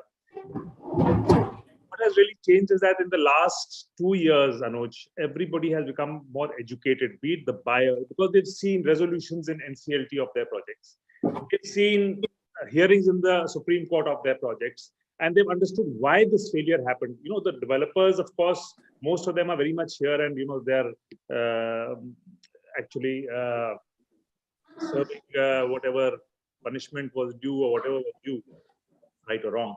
But the buyer has become more discerning and understands now that if you get a product at a very cheap price, it may not be delivered. So now they have become more intelligent in their choosing of the right product, and they will not now go for these unusual discounts. Correct. It seems that you're getting a great deal, but you may not get that house. This is what happened in the past.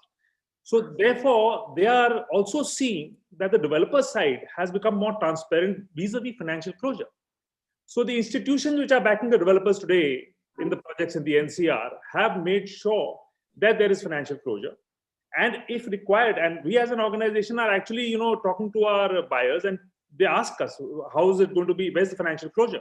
So we actually have very candid discussions with the group of buyers and tell them, oh, this is how it's going to be, delivered. This is the cash flow. This is what we're getting from the institution. And only when they're convinced, then social media is so powerful today that once this message goes out that this project is doing well, and, we are, even if it's a launch, and if you have an institution with your by your side to actually support your financial closure, you couldn't have a better story, because as I said, the demand over here is very robust. It's only that because of the bad stories in the past, because of whatever reason, and all of us are to blame as an industry, there was a lot of bad delivery and bad blood between the buyer community and the developer community, rightly so. And now we are actually reaching a place where we both stakeholders are understanding that if deliveries are to be made, then these are the parameters which need to be focused on, and that's how you'll get your apartment or your house. So and one big thing that has helped is the government's initiative vis-a-vis Swami Irfan is on panel. because wherever Swami is there, the buyer is confident that there's 100% financial closure. Yes, yes. Initially, Anuj, and I must say this, initially there was a reservation amongst developers. Oh, if I take Swami, I'll be known as a stressed developer. So, but that is not so now. I mean, I would love to have Swami in most of our projects. Why not? If there's financial closure, then there's financial closure. So that is why you're seeing this positivity. It's still in the nascent stage. There's a huge amount of headroom because the demand is so robust. Now, Noida area, because you see, we are looking at a new airport here. That will bring in, more job opportunities. Manufacturing is set to take off here because from what we hear, the initiative of the government, this Make in India initiative, is really going to be enforced or be very, very aggressively implemented by government both in Haryana, Gurgaon, and Noida, UP. So I think people are seeing that happen. So they're saying we must have a foothold here in this geography. And the offer on the plate is huge. You got all spectrums of the supply pyramid. So therefore, you are seeing this positivity. Yes. So Gitango, one point that you say is, which is very interesting. You said is that the buyers are now coming in to understand financial closure and how that is going to be done. Prior to this entire thing, buyers would not come in. Is it? They were only looking at the pricing and they would only decide basis the pricing. Is that what the difference is? Yes, that too. And also, you see, now they have become more educated about the costing. If somebody is selling them a product which is extremely, looks very attractive, but it's very, very low priced. Interesting. Yeah, I'm telling you this. They ask us they'll go and ask the developer, how is this going to be completed? Because your construction cost is so much, your land cost is so much, because in the group they have lawyers, they've got engineers, they've got chartered accountants, and it's people like you and me who are in the group, you see. And rightly so. I think we are headed to regime, or what should I say, an ecosystem where we'll all work together to be more compliant and better governed, because we are under the scrutiny now properly, and it's good also, I would say. First it was just the institutions, now it's also the buyers. So I think we are headed to a place where you will not see bad deliveries going forth. Gitango, sort of last question before I move on. The pendulum in NCR was really on one side, which was really the developer side. It does appear that the pendulum sort of swung a little bit to the other side, and perhaps it does need to come in the middle. Would you be in agreement? And it could be on various things. Whether it is the buyers, whether it's the authorities, the compliances, the judiciary, the media, or whoever it is. I'm just saying or you think is that it's important for the pendulum to go a little bit on the other side before it actually starts to come in the middle? No, I think, Anuj, you asked a very pertinent question. And, over-regulation never helps. We have to perform. As an industry, we need to perform. But, if you ask most people here on the panel, more than 50% of your time, if it goes into litigations and, it goes into media handling and it goes into firefighting, then when do you actually focus on your business? So I feel this pendulum needs to be centered, so that we can actually perform better. And, it is changing. I'll tell you how. In one of our own projects in Punjab, we also, because after COVID, there was a project got stalled.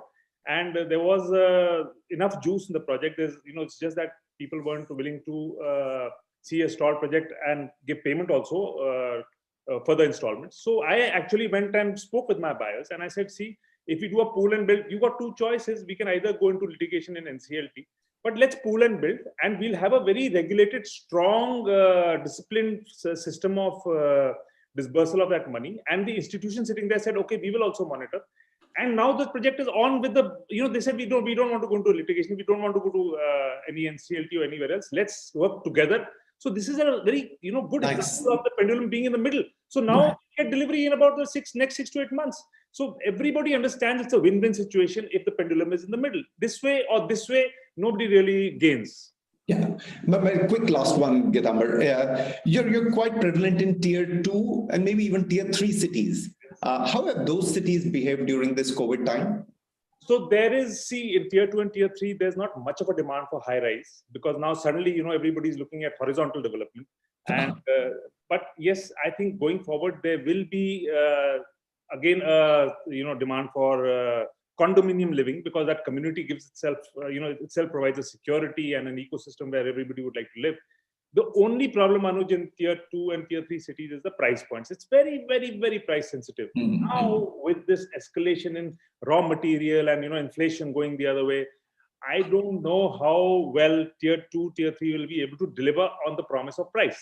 So that is one challenge which we see. Otherwise, the demand everywhere is there, because post-COVID, Anuj, ghar has become very important. That's true. And a decent sized ghar. I was talking to somebody who said, I need a ghar where my kids, I have to talk on the phone, and if they're shouting and screaming, so I need a room for myself where I can just go and talk on the phone. So that has taken top priority over everything else. And so I think everywhere you see a kind of rise in demand and traction everywhere, even in tier 2 and tier 3. Wonderful. Mr. Jaishankar, you're based out of perhaps the most vibrant market of India, Bangalore. Certainly on the office side, it's the most vibrant. And, over a period of years, I have seen it is the most resilient real estate market. I would say, what is it that goes for Bangalore that it remains so resilient? Is it that when euphoria is there, it is not euphoric, and when the downturn comes, it doesn't get hurt that much? Sorry, you're on mute, sir.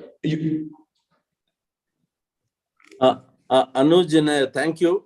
Thank you for inviting me to be on the panel. In a lighter vein, I can say, let the secret be with only Bangalore developers. No, see, but the fact is, Bangalore is substantially IT dependent, and the market business, and IT has performed very well, and it has been robust. So that way we have a lot of business from professionals, which is, consistency is there, and there is a predictability, and based on job creations, etc. And the price for the quality we give, it is very, very reasonable in my sincere opinion, as compared to maybe other cities and sectors. The value for money is great in Bangalore. For that matter, maybe in other cities also, as perceived by individual developers. But we developers in Bangalore, and for that matter in South, operate with fairly thin margins. And as Gitambar was mentioning, the clients know all your land cost and construction cost and overheads, things like that. We've been operating with which is known, because listed developers results are there. Most of us are in a single digit, or at best 10% maybe. That is one. And there is a good track record of delivering projects by quite a few developers. It's not just by the top 10 or anything. Even more than that, quite a few are able to deliver. That is what is sustaining Bangalore demand, I feel. And sir, as this cost continues to go up, we are hearing with inflation worldwide, and India is no exception. And then on the other hand, if you do look at many of the listed developers' balance sheet, it's a single-digit profit margin that is being made. Do you think you would be able to pass on this increase in the cost to the customer, and the customer has the ability to be able to absorb it? And perhaps to what extent? Yeah, see, I think whether a customer likes it or not, the developers, for pure survival, they need to pass it on. And I would also say customers' ability to absorb is higher during the last 2 years. As you know, the disposable income due to the pandemic, where a lot of people have not spent their money for travel and entertainment. So the savings rate has become high, not just in Bangalore, across the country. That is one of the reasons why there is demand for a 2-bedroom person wanting a 3-bedroom, and a 3-bedroom person wanting a 4-bedroom. That is, in my opinion, one of the reasons.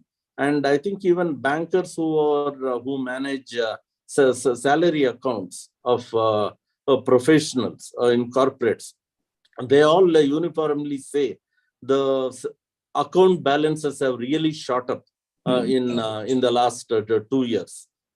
So that way, their ability to absorb the fact that they are shifting from a small to medium sized unit to a larger unit means that their affordability or ability to own a larger unit, a higher value unit has become more.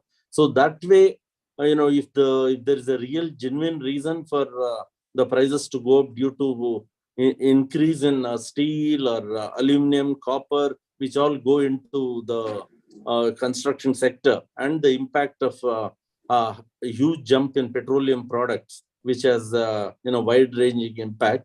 I think customers will definitely be able to absorb, and though there could be some resistance initially, but if it happens uniformly across the sector, there is no option but to absorb. Yeah. And then, sir, how much do you think the customer has an ability to be able to absorb as a percentage of the sale price?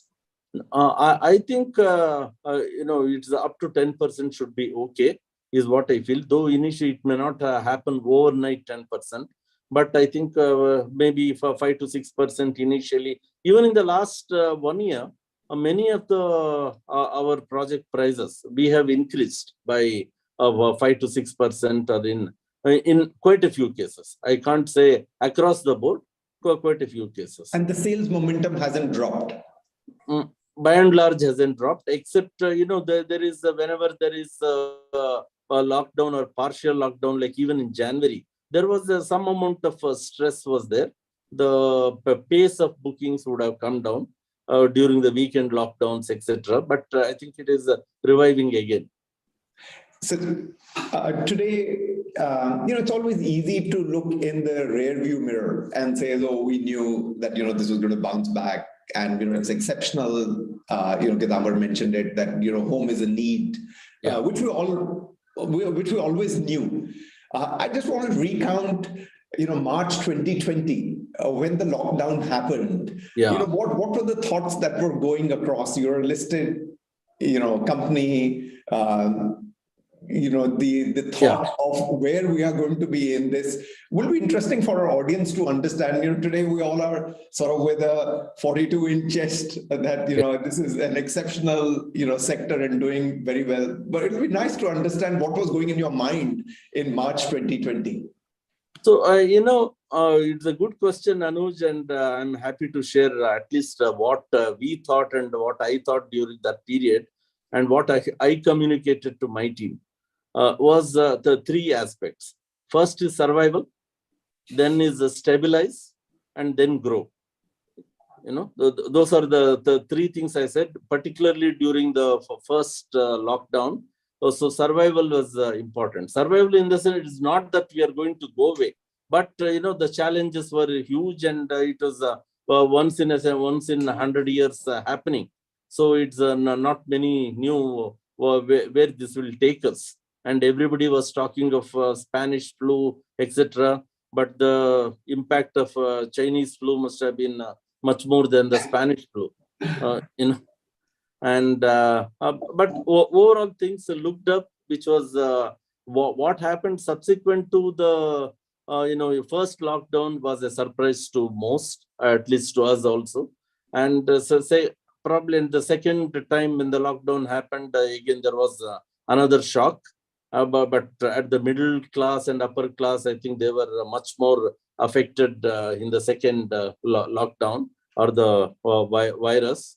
Then it recovered, and thanks to the fantastic vaccination program of the government of India, there is the resilience among the people is there, and they were not so much affected by Omicron.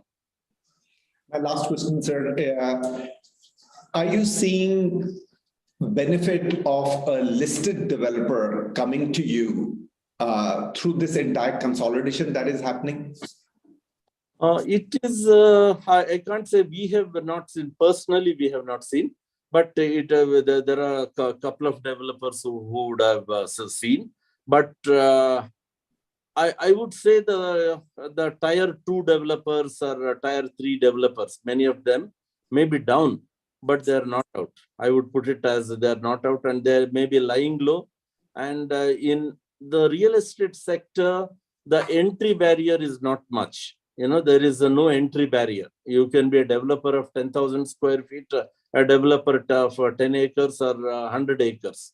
But everybody has a product to offer, and there is a segment to meet the demand.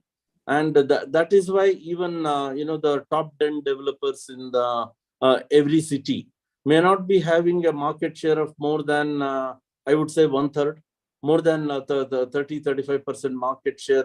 I don't think any city can boast of by the top 10 developers. I don't know about Mumbai, but generally even Bangalore may be having about the 30-33%. Even Chennai, Hyderabad has got even less than 30%. So that way, that means there is a big percentage is demand is met by different categories of developers. So that way, yeah. So that way, when some people who have been badly affected by this, the last 2 years of pandemic, it does not mean they will fully exit, and they may come back. That way, we have seen in the best of times, large corporate-centered real estate. I don't want to get into the names, but many of them exited very fast. Very few large corporates have survived and done fantastically well, like Godrej. That takes me to Mohit very nicely. Mohit, apart from your good looks, what continues it to make you as the darling of the investor community? I mean, a lot of people on the screen would want to know, what is that rahasya of Mohit being the darling of the stock market and the investor community? No. First of all, thanks, Anuj, for the invite, and thanks. Very happy to be part of this esteemed panel. I don't think there's any secret. I think all the stocks are doing very well in the stock market today. I think what stock market and the investors have liked is the consistent delivery, which has happened over the years. I think the other thing which has been appreciated is the growth. Our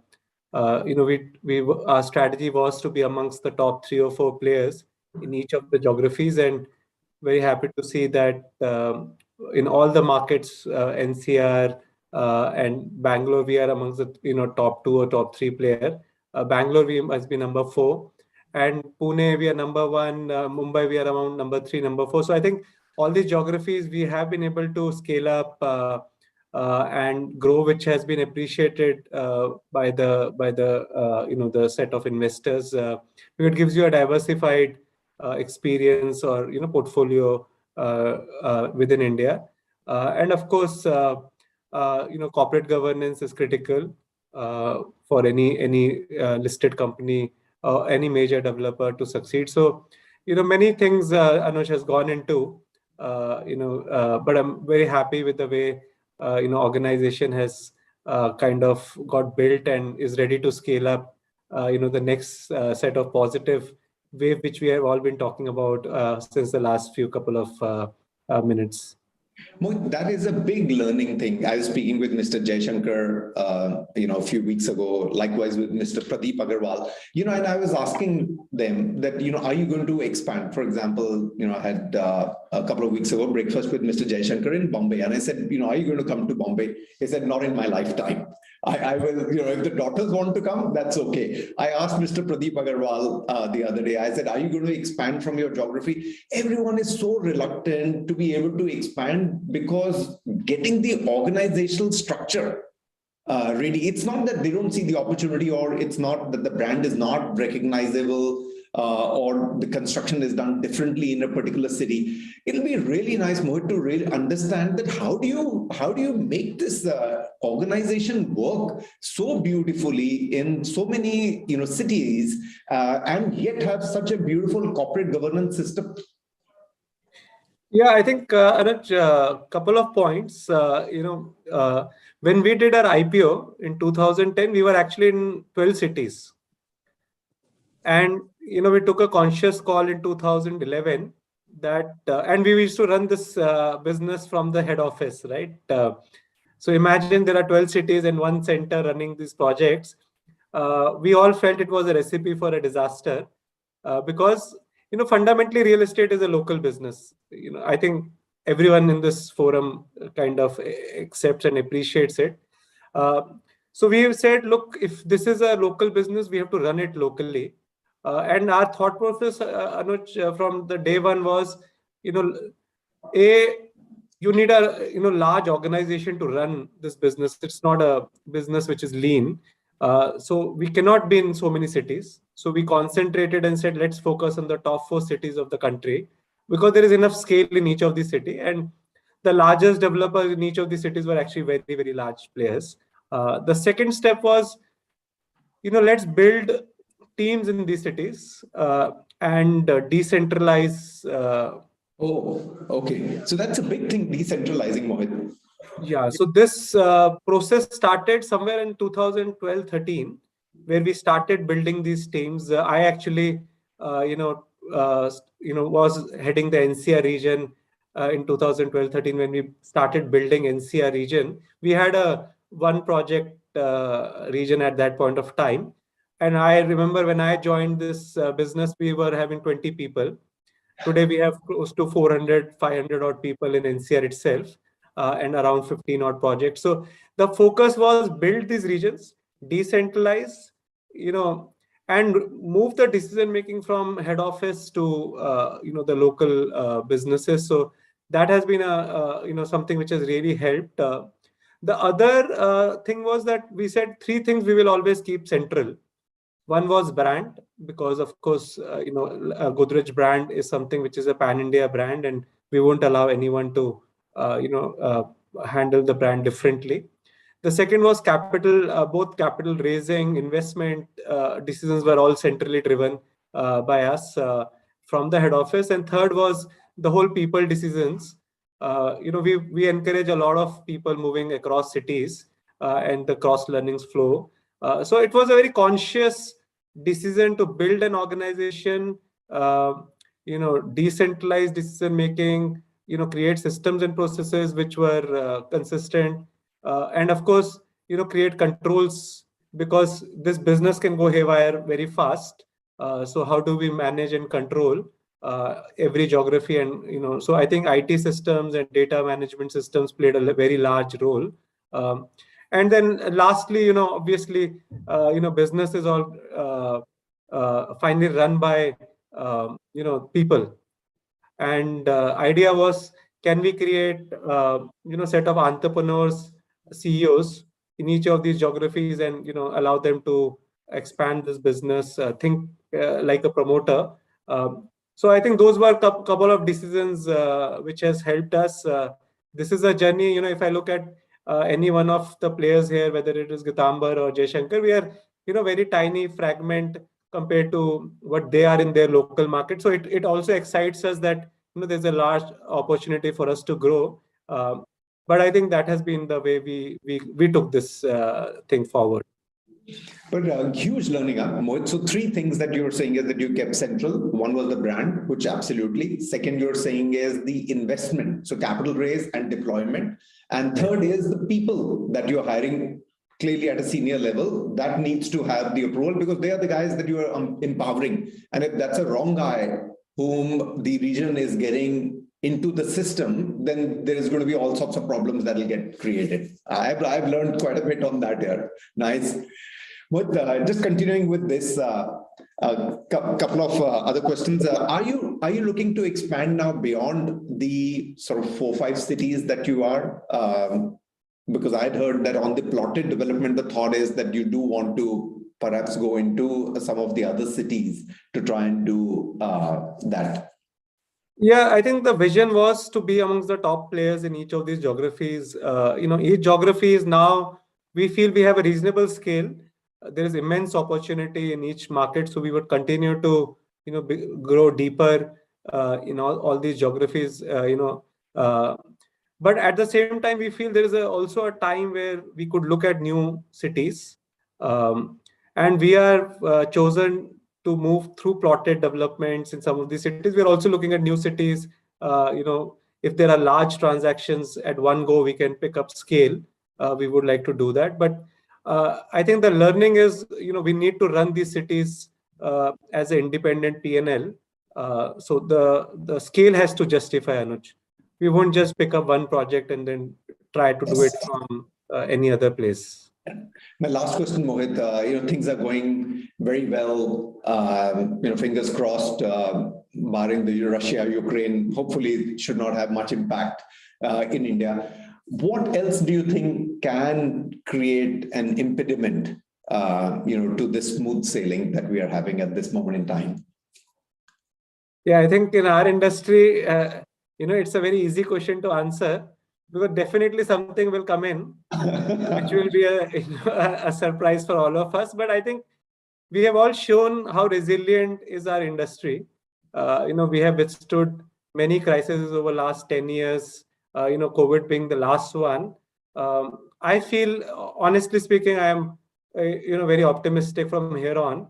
And I feel the worst is behind us.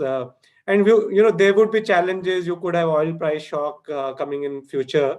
But I think we are now a much stronger bunch of players who are left behind. And I think the markets are positively turning in favor. So overall, Anuj, I'm very optimistic and positive about the industry now. And then Mohit, this cycle will be sort of how long, in your opinion? I think I'm the youngest and most inexperienced person in this forum. So probably leave that, to you, Anuj, and Gitambar and Mr. Jaishankar. Because predicting a cycle is a very difficult one. But clearly, I think we are in a very positive space after almost 8 to 10 years of a negative cycle. So next couple of years, in my view, is a golden era for Indian real estate, especially residential. Pradeepji, this is a beautiful platform for you to go into the listing space. Mohit is saying this is the best golden era for Indian real estate. Right opportunity for Signature Global to list it. Is that going to happen within this calendar year? So thanks Anuj for inviting me. So मुझे लगा था कि पहला जो ball है वो आपका bouncer आने वाला है. I know. So yes, of course we are trying. लेकिन इसमें 2-3 चीजें अभी जो recently कुछ डेवलप हुई हैं, उसमें एक तो इन्फ्लेशन बहुत बड़ा कंसर्न है. जैसा अभी मोहित ने भी कहा कि बहुत, क्योंकि आने वाले टाइम में जैसे भी ये जो प्राइसेस इंक्रीज हो रहे हैं क्रूड की, तो एक पूरा ओवरऑल कंट्री के ऊपर एक बहुत बड़ा इम्पैक्ट, पूरे वर्ल्ड वाइड इम्पैक्ट आने वाला है इसका. एंड ग्लोबल जो ग्रोथ है वो भी एक बहुत बड़ा कंसर्न कहीं ना कहीं रहा है, कि क्योंकि एज ए बहुत लार्ज स्केल पे इसका कहीं ना कहीं एक थोड़ा सा कंसर्न आने वाले हैं. तो थर्ड थिंग, जो अभी जो रशिया और यूक्रेन का जो वॉर चल रहा है, ये किस लेवल तक एक्सलेट होगा ये कहना, प्रेडिक्ट करना बड़ा मुश्किल है. क्योंकि जैसी सिचुएशन आज आप देख रहे हैं कि एवरी नाइट जब आप मॉर्निंग में टीवी ऑन करते हैं तो कुछ नया आपको डेवलपमेंट नजर आता है. ऐसा लगता है कि अगर कुछ ऐसा हो गया जो अनएक्सपेक्टेड है, तो कोई भी इंडस्ट्री हो उस वक्त यानी सर्वाइवल मोड रह जाएगा, बाकी सारी चीजें मुझे लगता है कहीं ना कहीं. सो ऑफ कोर्स लिस्टिंग के लिए ऑलवेज आप बेटर टाइम देखते रहते हैं. अभी जो सिचुएशन है वो सिचुएशन तो मुझे नहीं लगता इट्स ए राइट सिचुएशन है, लेकिन अभी भी क्रॉस फिंगर की शायद ये जितनी चीजें हैं, जैसे ही ये शट डाउन होंगी, खत्म होगा ये सारा का सारा, तो जैसा मोहित ने भी कहा कि ये वर्स्ट है, अब ये खत्म हो चुका है, ये शायद आने वाले टाइम में और ज्यादा बेहतर नजर आएगा. सो ऑफ कोर्स सबकी ब्लेसिंग्स के साथ हम आगे चलेंगे जरूर. Thank you. बिल्कुल ठीक बोला Pradeep ji. I mean also you have to see कि मार्केट का क्या एबिलिटी है to be able to accept it. Pradeep ji एक बात बताओ, मैं जितने भी डेवलपर से when I speak with him बोलते यार अफोर्डेबल हाउसिंग में कैसे पैसा बनता है, बड़ा मुश्किल है, समझ नहीं आती. आप अफोर्डेबल हाउसिंग के किंग हैं, एंड वो भी एनसीआर मार्केट के अंदर. Sorry, we are not king actually. Yeah, just customer is king actually. So तो कैसे पैसा कमाते हो सर आप अफोर्डेबल हाउसिंग में? तो देखिए सबसे बड़ा सिंपल मेथड है कि जो स्केलेबिलिटी है वो अफोर्डेबल हाउसिंग में बहुत ज्यादा है। जैसा कि अब देखिए कि अभी जो हमारी जो कंपनी है, it's a home manufacturing company, it's not a real estate company. क्योंकि नॉर्मली क्या है कि जो डेवलपर का माइंडसेट है वो है कि वी आर द डेवलपर्स। मुझे लगता है शायद क्योंकि इस डिकेड ने जो पिछले 2010 से 20 का जो डिकेड गया है उसने एंटायरली रियल एस्टेट को चेंज कर दिया है। और ये जो डिकेड है जो आ रहा है, इसमें मुझे लगता है कि रियल एस्टेट में जो अफोर्डेबल हाउसिंग है वो एक कहीं ना कहीं ड्राइवर बनकर आगे निकलेगा। क्योंकि ये मेरी क्योंकि बिकॉज मैं बायस हूँ थोड़ा सा, तो मुझे ये कहना पड़ रहा है। इसका रीजन बहुत साफ है कि जो बॉटम द पिरामिड है वहां पे थ्रस्ट बहुत ज्यादा है, और जो मोस्टली डेवलपर्स हैं उनकी जो टिकट साइज हैं वो अबव 1 करोड़ हैं। इवन मेट्रो सिटीज की बात करें तो शायद बॉम्बे जैसी सिटी में तो और ज्यादा हैं, लेकिन अगर और दूसरी सिटी लाइक दिल्ली एनसीआर और अगर अदर सिटीज मेट्रो सिटीज की बात करें तो वहाँ 1 करोड़ रुपए का जो प्राइस है वो बहुत नॉमिनल है। और ऐसे में because of Haryana government policy कुछ ऐसी चीजें यहाँ पे क्रिएट हुई हैं जो अनएक्सपेक्टेड थी। लाइक क्योंकि अभी 2 BHK यूनिट की जो कीमत है गुरुग्राम मेन एरिया में आप 25 लाख रुपीस में डिलीवर कर सकते हैं। वाह। एंड ऐसी सेम पॉलिसी एक दीनदयाल जन आवास योजना के नाम से गवर्नमेंट ने इंट्रोड्यूस की है लास्ट 2-3 इयर्स में। उसके अंदर भी जो उनका एक जो फ्लोर काइंड ऑफ कोठी के फ्लोर काइंड ऑफ डेवलपमेंट है वो, तो उसके अंदर भी लगभग 50-60 लाख रुपए में 3 BHK unit easily you can deliver. केवल और केवल की है कि स्केलेबिलिटी। क्योंकि जब आप ऑफ कोर्स अगर वॉल्यूम गेम करते हैं जिसमें आप ज्यादा से ज्यादा वॉल्यूम के साथ काम करें, मार्जिन जरूर थिन है, लेकिन क्योंकि आपकी परचेजिंग पावर कहीं ना कहीं बढ़ जाती है, एक जो बार्गेन है वो आपकी विद द वेंडर्स बढ़ जाती है। इवन चाहे कॉन्ट्रैक्टर है उनके साथ भी आपका एक जो मैकेनिज्म है वो डिफरेंट लाइन पे सेट होता है। सो और एक इससे भी बड़ी बात टेक्नोलॉजी जो है उसका इन्वॉल्वमेंट ज्यादा हो गया है इस बार। क्योंकि रियल एस्टेट ऐसा टाइम नहीं है कि जो 5 से 7 साल तक वो बनता रहे। ये ऐसा टाइम है यहाँ आप 2 से 3 साल में आप इसे बनाएं, डिलीवर करें, उसको उसका घर दें, और वो भी हैप्पी है और जो डेवलपर है वो भी पैसा उसके अंदर कुछ ना कुछ बनाएगा। एंड द सेकंड थिंग, जो होम लोन रेट्स हैं, आप देखिए पूरे 2 डिकेड में होम लोन रेट्स, मुझे नहीं लगता कि एक बार 2008 में शायद कुछ टाइम के लिए 10-15 दिन के लिए होम लोन रेट्स ये नजर आए थे। ये सबसे लॉन्गर टाइम है जब 6.5% के ऊपर लगभग 1.5 ईयर से कंटिन्यूअस चल रहे हैं। तो ऐसे में जो आम इंसान को खरीदने का जो पावर है वो कहीं ना कहीं बहुत स्ट्रांग हो गया है। और दूसरी बड़ी बात कि रेरा आने के बाद जो डेवलपर्स हैं वो जो सिंसियर डेवलपर्स हैं वही बाजार के अंदर काम कर पा रहे हैं। जो फ्लाई बाय नाइट वाले डेवलपर्स थे, जहां कहीं ना कहीं कस्टमर्स को थोड़ा एक यानी अनसर्टेनिटी रहती थी कि प्राइस अगर डिस्काउंट पे भी मिल रहा है तो क्या डिलीवर होगा या नहीं होगा। सो जो इस वक्त की मार्केट है वो ऐसी हो गई कि राइट साइज, राइट प्राइस और राइट लोकेशन अगर आप ये डिलीवर कर रहे हैं तो जो थ्रस्ट है मार्केट का वो अनबिलीवेबल है। मैं एक प्रोजेक्ट के बारे में आपको बताना चाहूंगा कि लास्ट मंथ एक प्रोजेक्ट हमने डिलीवर किया 814 यूनिट का। एंड कैन यू इमेजिन कि विद इन 24 आवर्स टोटल जो प्रोजेक्ट था, विद इन 24 आवर्स लोगों ने ऑनलाइन ही डिजिटली, यानी आप देखिए कि फिजिकल नहीं डिजिटली लोगों ने ऑनलाइन से अप्लाई कर दिया, यानी ओवर सब्सक्राइब हो गया वो 1.5 time with in 24 hours. So it's not a real estate. तो रियल एस्टेट जो है वो बिल्कुल डिफरेंट लाइन में चला है। तो मुझे लगता है कहीं ना कहीं जो अफोर्डेबल है वो इसलिए सक्सेस है कि इसके अंदर थोड़ा सा स्केलेबिलिटी है, सेल जो है वो बहुत बड़ा चैलेंज नहीं है, और आप अगर जितनी जल्दी बनाकर डिलीवर कर सकें तो वो कहीं ना कहीं आपके सक्सेस का की हो सकता है।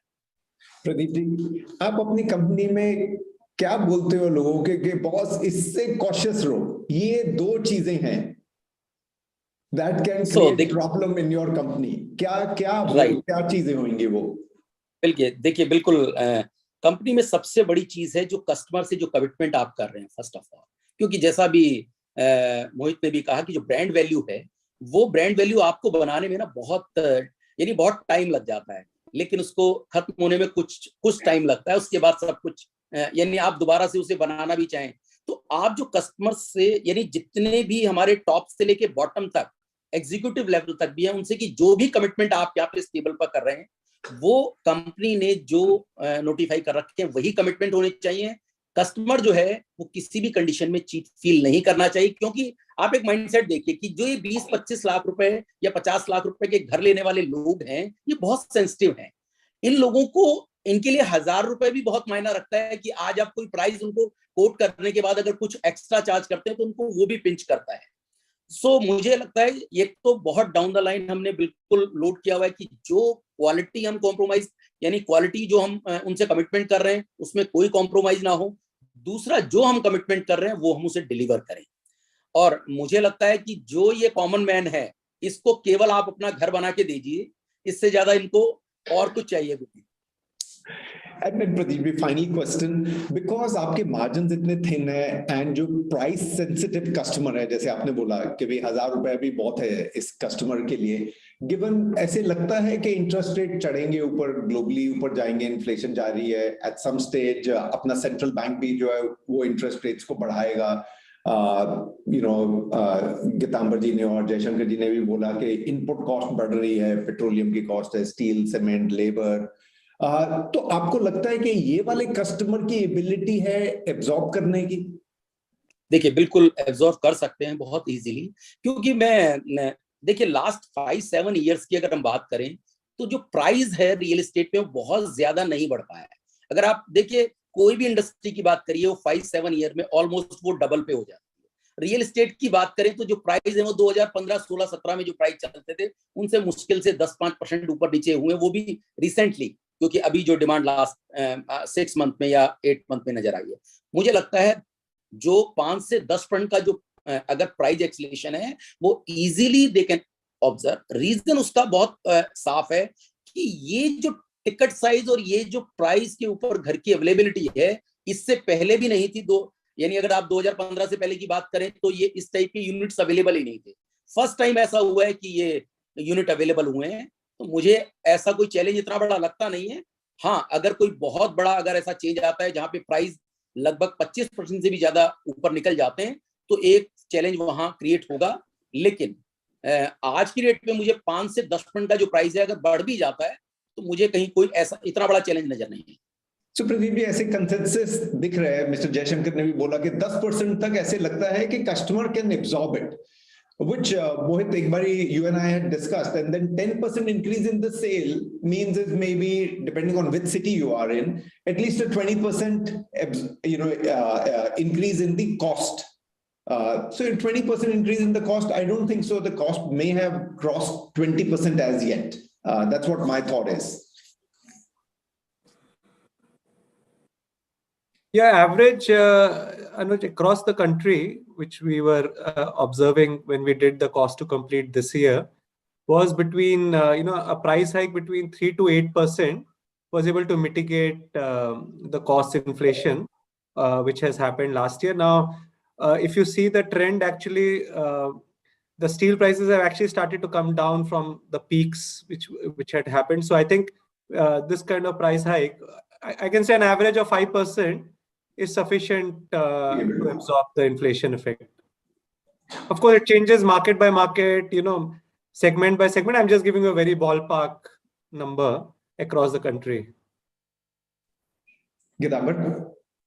Actually, the problem is not in your new sales. So today, what steel is at 80,000 rupees a ton today. I think it's going to keep going up, and itni jaldi niche aayega nahi. Cement is at 400 rupees a bag. In fact, we were discussing it on the Kadai forum, because RERA does not permit you to charge an escalation. So if you've sold your stock, say 50% at price X, you cannot charge an escalation like other infrastructure sectors can charge, like your road contractors and all. We cannot charge an escalation as per the Act. Now, that is where the challenge comes, because what you sold, you have to anyway deliver no matter how high the cost goes, the input cost. And as I see, crude going up, and I don't think it's going to come down to levels of $75, $80 a barrel in a hurry. And coal has gone up, and logistics cost, price, everything. So I think, your steel, cement, your tiles, your copper, your everything is actually going up. So if your input cost is increasing by about 30% on sold. It all depends on how much stock is sold at price X. If you still have a lot of unsold stock left, then it's good for you. But if you don't, then there's a problem. So that is where, you know, the entire mathematics changes. Irfan, lots of questions for you. Lots of questions. You know, Swami has done a fantastic job. I do want to compliment, you know, the way that you have re-energized the market, the way you have brought back the confidence and the credibility. And I like the way Gitambar said is that initially the thought was that it's a stressed project if we are going to Swami. And the way that Swami has dealt with this entire, you know, initial reputation that it got and done away with. Today, it's become a big thing. As you know, before the panel, I was saying is many of the schemes that we market, which are funded by you, by Swami, you know, the developer wants to put it outside. Huge hoardings that this is funded by Swami, because that's the confidence that the home buyer gets that this will now get fully delivered. And you've sort of 108 projects approved. I want to start with two quick questions, Irfan. One, what's your criteria of Swami? Second, where do you think we guys went wrong? What is the criteria of Swami, and where do you think that many of the projects that come to you, I mean, 108 you have approved, you would probably have seen, you know, about 500 projects. Where do you think that the equation went wrong? Anuj, let me take the second question first, right? Where did we go wrong? And, you know, even as I point out things, let me be very upfront and say that it's easy to say with retrospective, you know, in retrospect, right? So the fault lines were, you know, all around, and real estate at the center, you know, completely cracked as a result, right? It was the developer, it is the home buyer, it was the lending agency as well, all of which have contributed, right?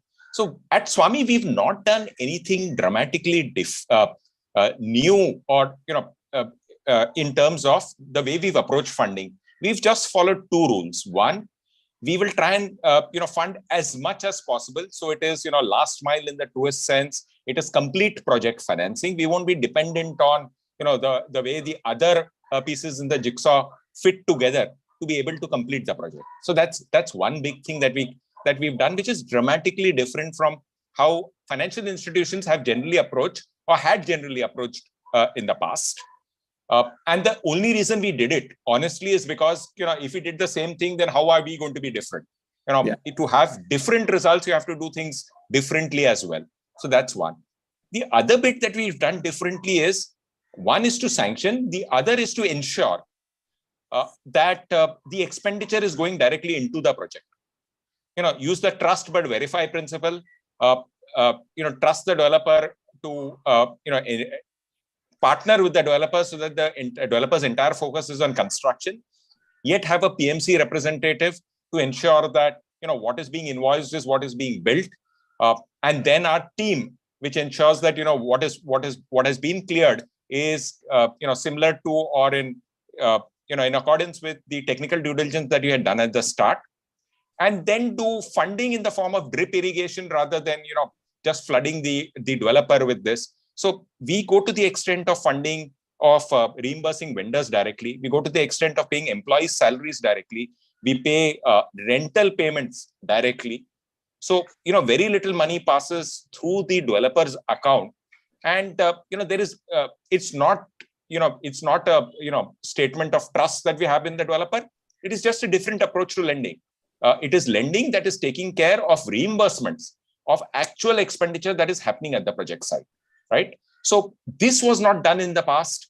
This is, you know, how one of the many mistakes that were committed. You know, in addition to that, the fact that developers were, you know, growing maybe faster than they should have. You know, we didn't have a RERA-like regulation in the past. Home buyers have, you know, in so many cases became aggressive enough to destroy the very product that they are buying, right? Through litigations and you know, concerted activism at the site. Sometimes, you know, that effort can be self-defeating, and we've seen that happen as well. So I think it was a culmination of all these factors which led to the troubles in the past. we had the benefit of hindsight, and therefore we've tried not to repeat them. But Irfan, interesting, the way that you categorize it, that, it was developer, it was the financial institution, the lending financial institution, and it was the home buyer as well that was creating, an activism which led to a problem. And I didn't realize that you're actually so much deep into this that the money is sent from Swami directly to the vendors. I thought it would sort of go to the developers, but I didn't realize. That's a lot of hard work. So that is probably the most important. We emphasize over and over again that we act as virtual CFOs for the project. It's not a lender-borrower relationship. We have, each person in our team is handling maybe 3, maximum 4 projects, and they are hands-on on, where is the construction happening, how many laborers are there at the site, what payments have been done. So, for example, we try not to do advance payments, but we can't keep our head in the sand and go against what is a accepted business practice. So there are significant discounts to be given. There are vendors who insist on a 50% advance because it's a customized product that they are giving. We give all that, and then we go an extra step there in terms of keeping a tally of what was paid for in advance, what has arrived at the site, what needs to be paid, etc. So to a large extent, it is both parts that contributed. It's not one. It's not just the fact that we've given the entire funding wherever possible. It's not without, it's with very little dependence on sales and collections. But that is the first step. The second step is to ensure that the money is spent judiciously. And that's what we've tried to ensure. Irfan, there was an amount of 25,000 crores. I think at the time that it was announced, I think 12,000 crores came in as the corpus. Have you been able to spend that full money? And is there more dry gunpowder coming your way? So the good news is we've not spent. We will not spend the money till the projects are completed. So, if 50% of the project is completed, 50% of the amount we've sanctioned for that project has been spent. Some of the projects are larger in size, spread, as well as earlier in stage when they've come to us. So those projects will continue to get completed over the next 3 to 4 years. So last mile funding doesn't necessarily mean projects which get completed in 6 months. We have projects which extend to 4 or 5 years, and we have projects which get completed in maybe 3 quarters, and so on. So when we started off with about 10,000 crores. The government is the largest investor and the sponsor of the fund. It is a very active sponsor, so it goes far beyond the sponsor role that SEBI has had for AIFs. It is, it was the idea initiator, and it's been a partner in executing this idea as we've gone along. And they've indicated time and time again that as much funds as are required will be made available. In fact, very recently we've got a soft commitment to increase the size to about 15,000 crores. So there is enough money. There is enough money. In fact, the good news for the the rest of the industry, and maybe the bad news for us, right, is the fact that everyone is as optimistic and like you've sounded right from the beginning, what you've heard from the panel members, and therefore the deluge of deals that we got in the first wave of the pandemic and the second wave of the pandemic, that has slowed down, right? That's one. Two, even the amount of capital we've deployed in some of the projects has been, is turning out to be lesser than what we had originally anticipated, because we had not taken the C factor into account, which is Swami can act as a catalyst. The very fact that Swami is present in a project, right, adds to buyer confidence, existing buyer confidence, and converts walk-ins into customers, so that collections are better, sales are better, and therefore the amount that is needed from a financial agency is less than what was originally anticipated. It has gone to the extent of, Anuj, you mentioned about posters and banners at sites which mention very clearly that Swami is the financier. The only point that my team tries to temper there is to ensure that it's very clear that there is someone else who's a developer and Swami is only the financier. My last quick one, and Sachin is asking me to wind this up, Irfan, is that beyond the completion of the development with Swami, helps doing it, you would have seen a lot more positive factors. I'd love to know what are those other things which are sort of intangible, invisible. One of the things that I did start when I asked Gitambar, the first question was the confidence that is coming back into the market. And clearly Swami is one of the catalysts that has helped that confidence come in. What are some of the other collateral benefits that you have seen once the projects have got completed? So beyond collateral, right, the direct impact we've had so far is about 9,000 homes have been delivered, of which 2,700 possession has been given. About 6,000 homes are OC ready, just waiting for they have applied for an OC and are waiting for the OC approval.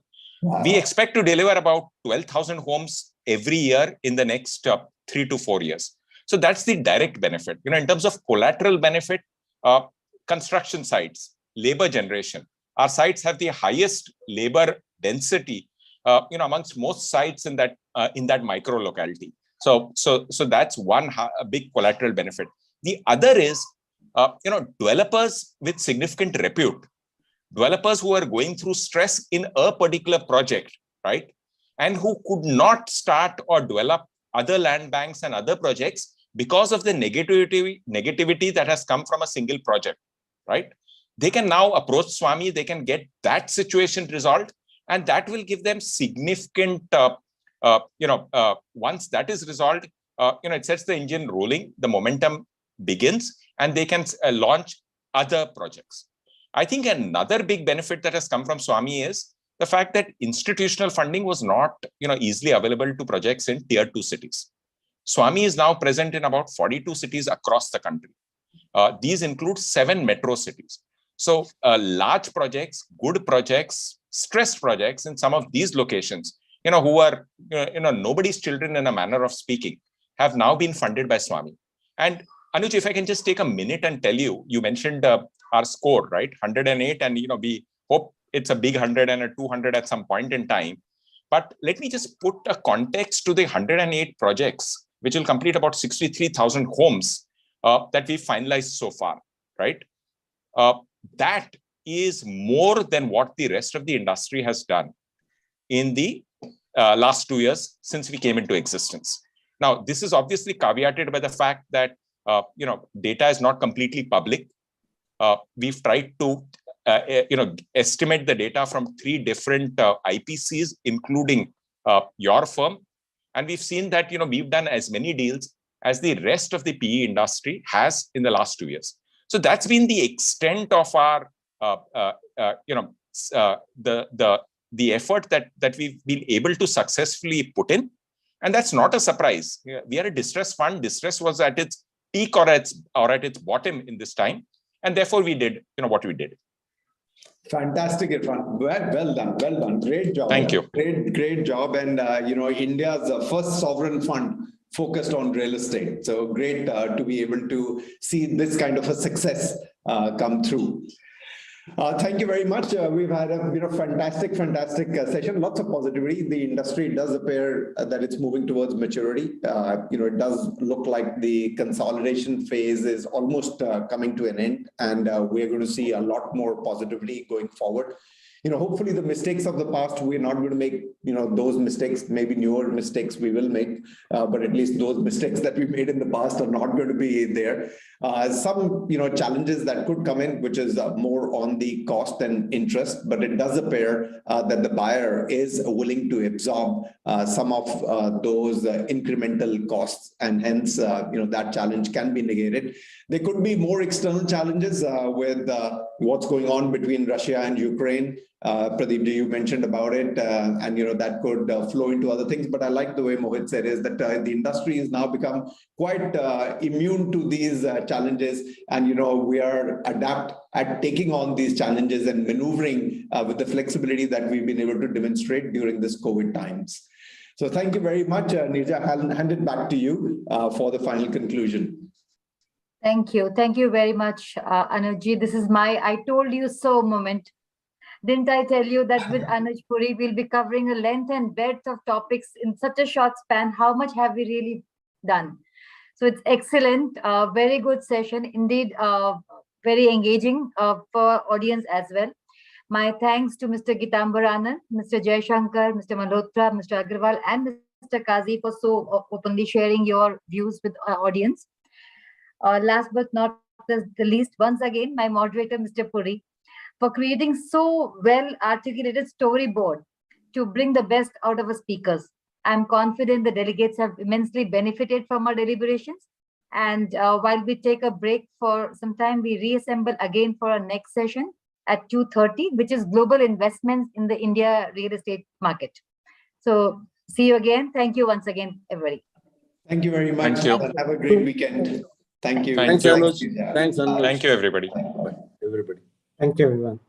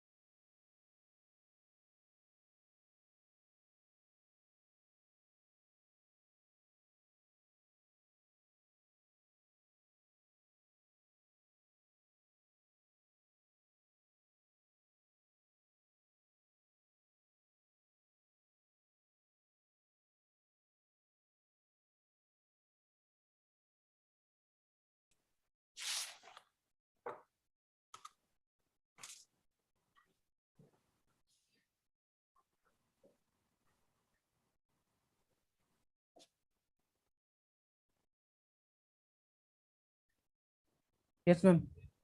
Right.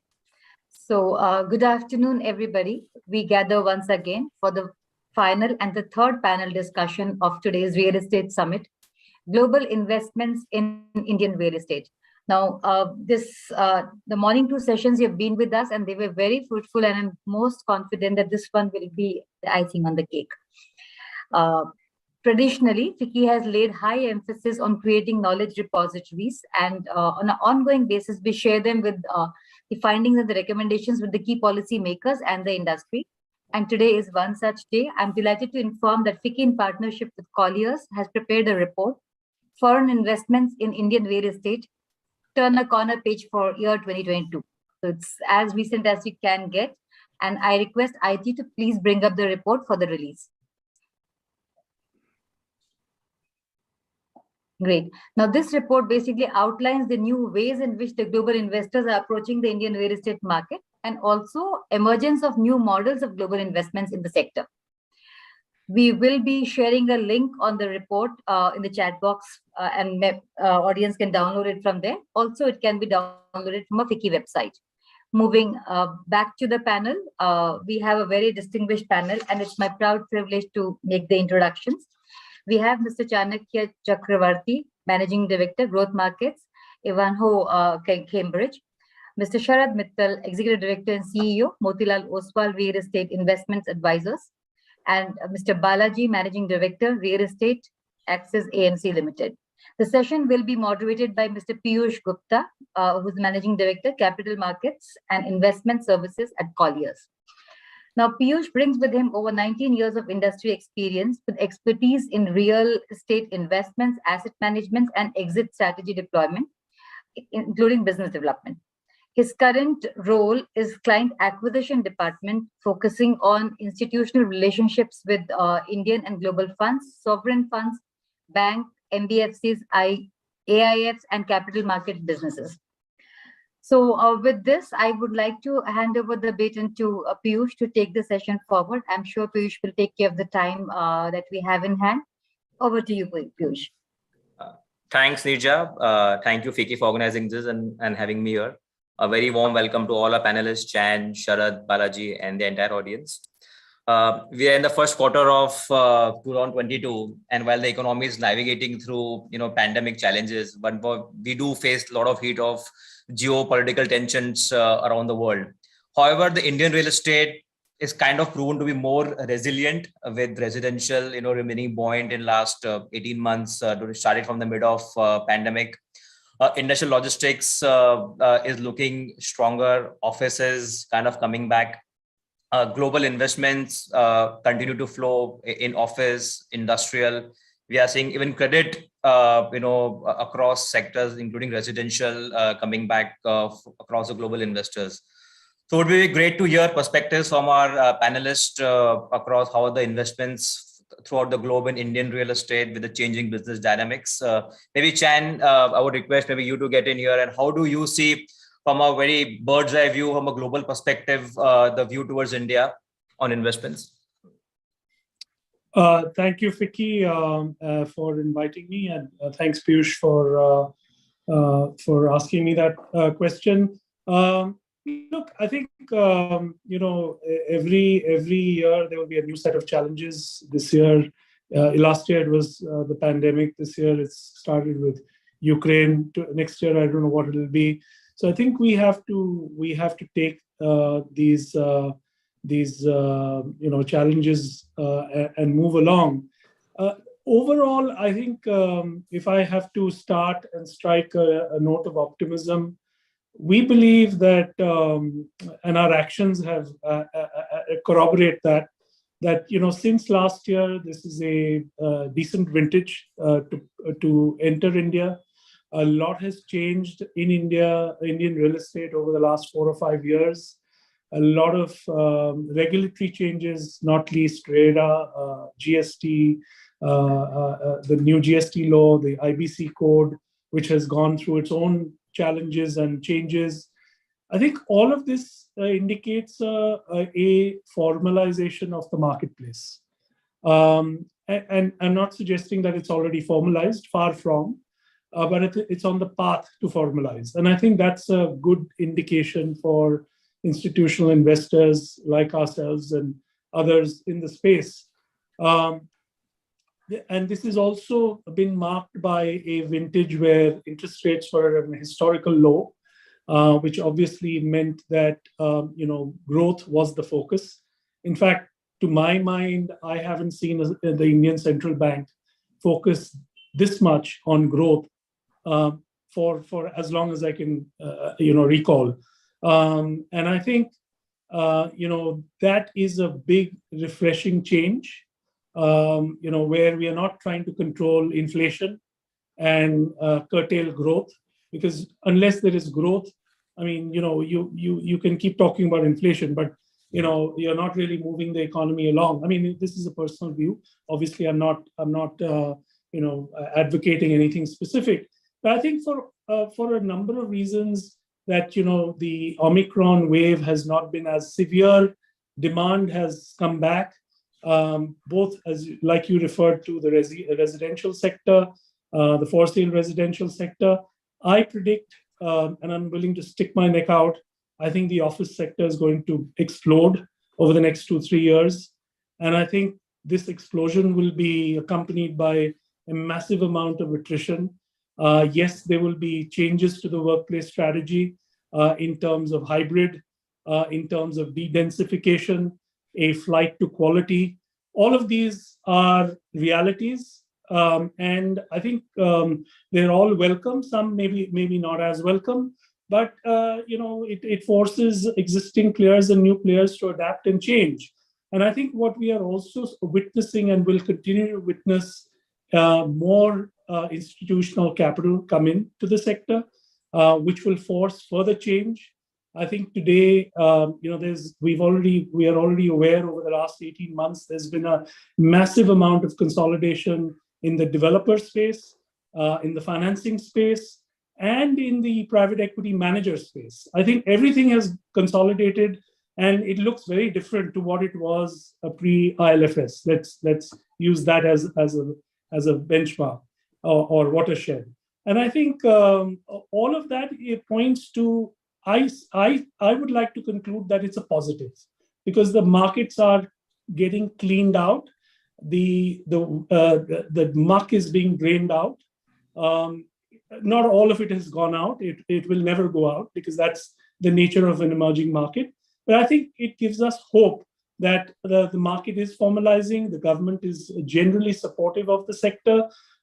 We have a secondary market now taking root in terms of REITs, at least in the commercial office segment. And I'd like to use that as an analogy to say the glass is half full, and we'd like to look forward and think that the next 2-3 years would be a good vintage for investing in India. Thanks, Chan. I think quite a few interesting points.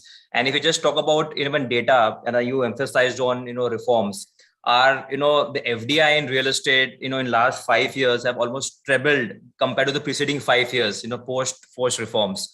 And absolutely, the focus of the government, growth focus, low interest rates, and the emphasis on real estate overall from be it central government, state government, I think it's reflecting what we are seeing in the industry. Sharad, coming to you, and we have seen a lot of consolidation in last 3 years' time because of various factors. And though we have not seen significant investment coming into residential, I think the most of our investments have been and we talk about more global investments, have been more focused from office and industrials. Do you think there'll be a fundamental shift from now on to next in the years to come towards residential? Piyush, I think we need to go back a little bit in the history and see when did the first time the foreign capital came into India. It opened up in 2005 when the FDI norms were changed, and there were a fair bit of capital that came in India between 2005 and 8. For various reasons, the investment that came didn't really generate the desired returns. And there were multiple reasons for it. I think subsequently, the global capital or investors focused more on office or retail, where the risks were significantly less. And over a period of, I would say, the last decade went towards putting in large capital and institutionalizing the entire office space and to an extent retail as well. Resi has been struggling, was struggling. If you look at it, the peak property prices in India were in, say, 2013-14. And like Chan mentioned, there have been a series of reforms that has taken place, beginning with demonetization in 16 end and ending with the first wave of, not the reform, but the event of first wave of COVID. And then between that, there was RERA, GST, and the ILFS collapse. A lot of things got packed in 2.5, 3 years. Now the deck is getting cleared. And we need to look at this period as one-time event that takes place in asset classes. If I draw a parallel from, say, equity markets or say insurance businesses, you draw a parallel with equity markets. It started in 1978 till 1992 or 1994 when SEBI was strengthened at the back of multiple scams were taking place. Look the way the whole capital markets have got cleaned up. Bulk of the money comes through mutual fund. It takes time. Once there was rules, regulation, parity, the scale comes in. I believe there is still lack of liquidity for residential real estate. On one hand, there is recovery. It started 18 months back, like you mentioned. So there is clearly a recovery in sight, but the lack of liquidity is coming because the entire ecosystem of domestic lending has broken.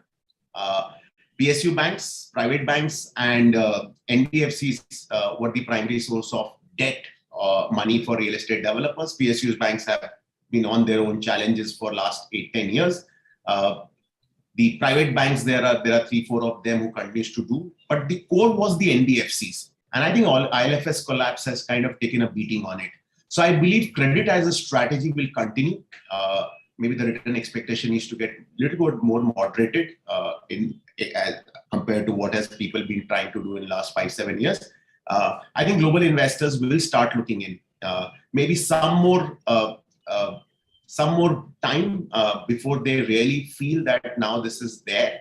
And this time the capital will not come in form of the way it happened earlier. There will be a lot of learnings. So I think it will benefit the larger developers. I believe there will be large platforms, the way the things have worked in commercial and retail. I think they will still watch out for some more time. There is still some baggage to be cleared, especially the debt which is sitting on the sector. So there is still unwinding of the debt needs to take place. And that has been happening. If you really see, if you look at foreign capital from various prism of the whole special situation capital, the fair bit of it has come in last 18-24 months. And I think once we have that cleared up, I'm very confident. And Piyush, I would like to say here is that one is the offshore capital. I largely raise money domestically. There is fair bit of wealth which is getting moved from other asset classes to alternate space. And given that I actively engage with local investors, there is reallocation of capital or the portfolios from debts, FDs, where the returns have just collapsed to 5-6%. There is reallocation happening there. And the newer set of investors, in the sense the younger one, which are coming to the markets, you look at how they are participating in the capital markets. You would be surprised. So somebody was showing me a data that in 2014, total number of demat accounts were 20 million. Right now, there are 98 million. So these investors, the younger ones who are coming to the markets, probably would look to do more alternate, but eventually the larger pool of capital is sitting outside India. To answer your question, I think next 24 months, we should be hearing larger players coming in and tapping into the residential market as well. Great. Thanks, Sharad. Balaji, I think Sharad made up, the point on, special situations. And still there's a lot of workout remaining in the sector. How do you see this opportunity? And would you see this opportunity mainly from the credit side, or there is a fair amount of equity bet as well? And I think that this is maybe valid for both, whether it's domestic investors or for the global investors. Yeah, thanks, Piyush, and thanks, FICCI, for calling me over. See, the way we look at real estate is there is an asset class where you play in, whether it's commercial, residential, warehousing, data centers, so on and so forth. And there's also the type of investment we play in, whether it's equity or senior debt or mezz debt. Now, when you talk about special situations in particular, most of the time, what really comes to save special situations is a sort of a debt which is coming in, like what you have of the Swami Fund, which believes in the last in, first out principle, that you come in to salvage a particular project, you come in to help the stranded home buyers, and then you tend to take the first slice of the pie after in the surplus. So I would tend to believe special situations would still attract more debt than equity, because equity is going to be a bit of a risk, because that means he's standing back in the end of the line. And most of the special situations have been created because there is an overload of debt on that project. So the chances of any equity holder getting some meaningful return or getting back his capital will be very slender indeed. So I would tend to believe it will be more in the debt side. And will there be a lot of play in special situations? Yes, I absolutely agree and resonate with Chan and Sharad to say that there are a lot of baggage to be cleared yet, and it has not yet been cleared. We are hoping that there will be a boom time. Usually, real estate follows a 9 to 12-year cycle, and we are just about coming to that. You know, as Sharad said, we were last peaking at around 2013, 2014. And if you see, we are just about coming back into that cycle when you might see the next 2-3 years again a bit better for real estate. Now, whether that would be better by way of volumes or price remains to be seen. But what would be interesting to note, and as previous colleagues of mine have already said, is that I don't think the resurgence of real estate will be in the same way as we had seen it earlier. There will be a new version. There will be a sort of a version 2.0, if you can say so, of real estate in its own way, because there I think you will see people valuing the time, because one of the biggest problems we had in our last boom bust was that people don't seem to have a concept of TVM, especially when it comes to the industry side. He lends and then he thinks, yes, he has the time. So what if he has promised you that it will be done in 3-4 years, the project? Even if it takes 6-8 years, it's okay. Previously, this used to get covered up because there was price appreciation along the way. So all along, mark to market, you always felt you were being covered, so this is quite okay. But today, when the prices have been fairly stagnant over 7-8 years, you suddenly realize that it's not good enough. Price appreciation might not be there. And if he doesn't complete it on time in the cost, at the cost which he had promised, then there's going to be a sort of a setback to the investors, whether they're debt or equity. So I think in the new resurgence, as Chan rightly said, it'll get consolidated to the big players, those who can actually be able to hold up to that standard. So there will be a flight to quality. There will be a flight to projects which can be completed in a certain time frame, because we can't always depend upon a debt holder or equity holder to run a relay race. That means the project is not complete, but somebody is taking me out through refinance. I can't always depend upon that. I want the project to be complete, whether it's the first phase or the second phase. So I think a lot of rethinking has to go on the in the minds of the developers also as to how, and that will give them the confidence to attract more and more foreign capital and even domestic capital, which will be coming more and more into the alternative sector. I was quite thrilled to see that AIFs have crossed 6 trillion as per SEBI. So that itself is a big plus, that it has come to a large number slowly and growing rapidly. So as Sharad rightly said, that we would be able to attract both domestic as well as overseas capital if we can get our act together. We have come a long way. I'm not denying the fact that the industry has also got its act together. They have done a lot of cleaning up, but I still feel there's more to go. And no industry, unfortunately, survives only on the top consolidated big players. There's also a middle and a lower half at the bottom where everything has to change. That means the whole ecosystem has to change, whether it is the vendor cycles of credit or everything. So I would tend to believe that if it goes hand in hand with this resurgence of real estate, then I think we will see, literally, I'm willing to stick my neck out, as Chan said, to say that we might be entering into a good era or a golden era for real estate in its own new way, both in the office sector as well as in the residential sector. And the special situations would also be well tackled and well taken care of by these new funds which are being formed. Yeah. Thanks, Balaji. And just to follow on, to this, Balaji, till date, we have seen, global investors having a different level of risk perception. and a domestic set of investors, a different set of risk. Maybe domestic investors more, on the credit side, and global investors, obviously, because of their overall thought process, build, hold, long term. Do you think in last maybe couple of years, the risk from both the global investors or domestic is kind of converging? Like even the domestic investors are willing to take risk of office development and hold the asset, and hence we have some few platforms as well now. So you see that convergence of risk happening from the perception perspective between global and the domestic investors? Yes, I think it's a good question, Piyush. See, I think at the higher level, that means when you look at ultra high net worth individuals or you look at family offices, they have more or less a more institutional way of approaching towards risk, as you said. And they can go into equity, they can go into office properties, they can hold, Whereas when you go into the complete retail side, like if I go to an investor who is just about qualifying and giving me a 1 crore investment, he is still a little bit worried about if you have to tell him there's a long lock-in period or you won't be able to get out of this fund for 7-8 years. And I'm sure Sharad will echo the same thing, because I have a feeling for most domestic investors who are more in the retail category, they would prefer if there is some sort of a market making or liquidity. Nobody likes to be stuck in this financial services sector where he finds that he's completely caged in. And the more volatile the world becomes, and with all these geopolitical tensions, as you said, I would tend to believe that this factor would also become important in the retail segment. But when it comes to institutional or family offices, those who are managed very well, I think they make their allocations in such a way that they don't mind having allocated a portion of their capital into certain medium to long-term investments where they're willing to be, that's called the patient capital. And I think they're willing to be patient capitalists there.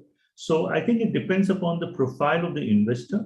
But yes, in India, domestically, we are seeing that slowly the people at the top, they are becoming more and more institutionalized, like what we usually encounter abroad also. Thanks, Balaji. Chan, maybe your thoughts, when you talk about more specific, asset classes, and you mentioned, about office. I think maybe if you talk about Asia, Asia, we are seeing a big thrust on industrial logistics, right? Do we think that, office will continue to drive the overall global investments in India, or we may see some tilt now, or think more domination of industrial logistics and, similar asset classes? So if you're talking specifically about India, I think office has another lease of life, extended lease of life. And I think, and that's primarily because of the type of work, type of innovation that is coming to India, the global capability centers. These are now India is an acknowledged hub, or a primary hub for core functions that are global in nature and across sectors, right from the Wall Street banks to specialty chemicals to I'm saying the whole swath across various sectors, services as well as manufacturing, is using India as a primary hub for innovation. And I think in that context, office plays a huge role, will continue to, notwithstanding the disruptions that happened because of the pandemic. It's not the same elsewhere in the world, I can tell you that. And the reason being, everyone's aware about the infrastructure in India, etc. Also, the cost per square foot. India is often referred to as the dollar per square foot market. If you go to New York City, it's a completely different story. Office is now taboo. So I think so India office will continue to be a primary sector, also because global investors have seen liquidity. The listing of the REITs is a seminal moment. I mean, I cannot overemphasize one of the biggest challenges convincing ourselves about both as, first of all, as a GP and then now as an LP, is how do I get out of this industry? And I think the REITs kind of breathed life into what was a concept since 2004. Everyone's deck always had, what's your exit strategy? IPO. No one knew what that meant, you know. So I think that is one. The second sector that I would see, optimism in is the light industrial stroke e-com logistics. I think they're two different sectors, very different. That is also likely to see expansion in volume. And I choose my words very carefully because expansion in volume doesn't mean expansion in rents. It is currently characterized by monopolistic tendencies on the e-commerce side. But we think that the market is growing with the digitization that's happening on a secular basis across the country. We think that this is only going to grow, and that's going to provide opportunities for stakeholders on both the demand as well as supply side. And I think there's going to be a consolidation on the supply side. Make no mistake, you have a bunch of newbies who are coming into the sector, aggregating land, basically playing the trading game. I think they're all going to disappear because they just won't have the ability to withstand the ability to hold on to capital intensive assets. So I think we are optimistic about that, but just to juxtapose what's happening in the rest of Asia or other developed markets, if you take industrial logistics, we are big investors in Australia and in Japan. I can tell you the trend is 10 times this, or indeed China, right? We are not seeing the same kind of robust growth in the Indian market as yet. Maybe it'll happen. We'd like to think that 2 years after COVID, companies are still figuring out how to grow their portfolios. But I think Australia has surprised us. It's been a huge home run. And I think Japan is traditionally a very sophisticated logistics market.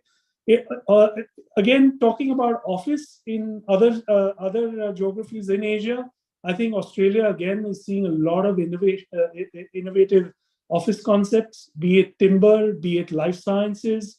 Some of these concepts will take time to come to India, mostly because of it's more capital intensive. But I think these are the two sectors that we're very hot on. And when I talk about office, I talk about tech office, the traditional tech office. I also talk about life sciences. We put our money where our mouth was last year. We bought a portfolio. We think that as niche as it is, I think this is a sector that's going to grow in Asia. Nothing to do with COVID. Maybe some part of it is top of mind. Therefore, people identify with it. But I think the level of money that's going to go into research and development on the pharma side, I think we're going to be surprised. And that's going to create new opportunities. It's another type of offshoring and where India has trained talent. So I think for these reasons, I haven't touched upon residential because I'd like Sharad to take that. We are very bullish on residential because it's a hugely underserved market. I think I'll just make one comment on that. I think in the previous vintage, the reason why this model went wrong, and I think I include myself as a stakeholder. I shouldn't, say that, we did everything right. We were underwriting projects at a 20+% IRR when the project was delivering a 16, 17% IRR.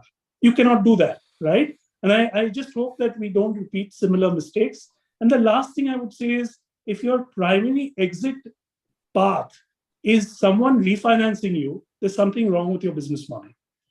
If the project is not giving you an exit, if the sales from the project is not giving you an exit, then you shouldn't be investing in that project.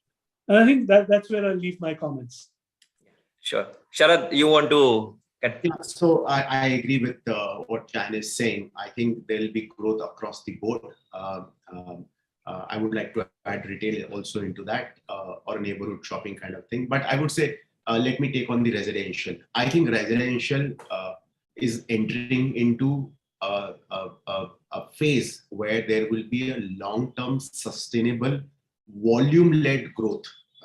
I'm very optimistic that it's not going to be speculative, and largely because the sector has got consolidated or getting consolidated, also because of the way the regulations have come in.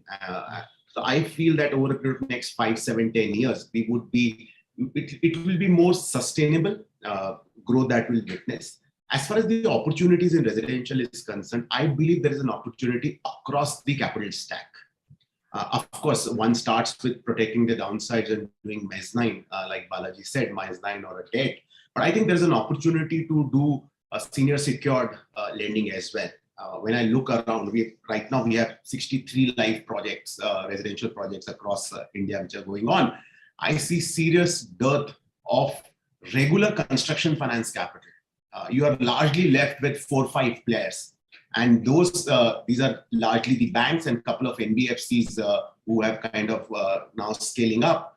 They are not really chasing the yield. They just want to do cookie cutter, regular construction finance at single digit to early 11, 12 kind. So I think opportunities there into do senior secured construction finance, and one has to be a little detached to the what has happened in last 5, 7 years, because NBFCs had a rough run, but we are getting into a new cycle. So that is an opportunity. Of course, mezzanine, structured debt remains a large opportunity.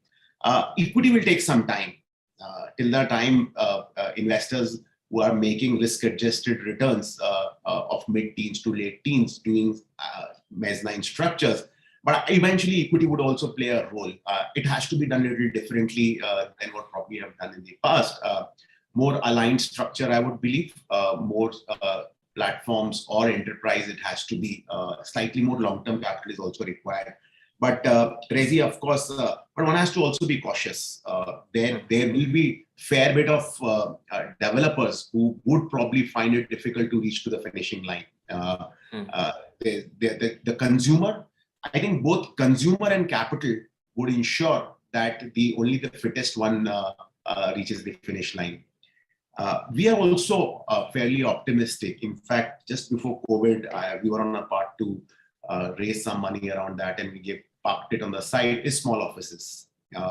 Of course, there are large format office opportunity, which is by and large captured by the large institutional offshore investors.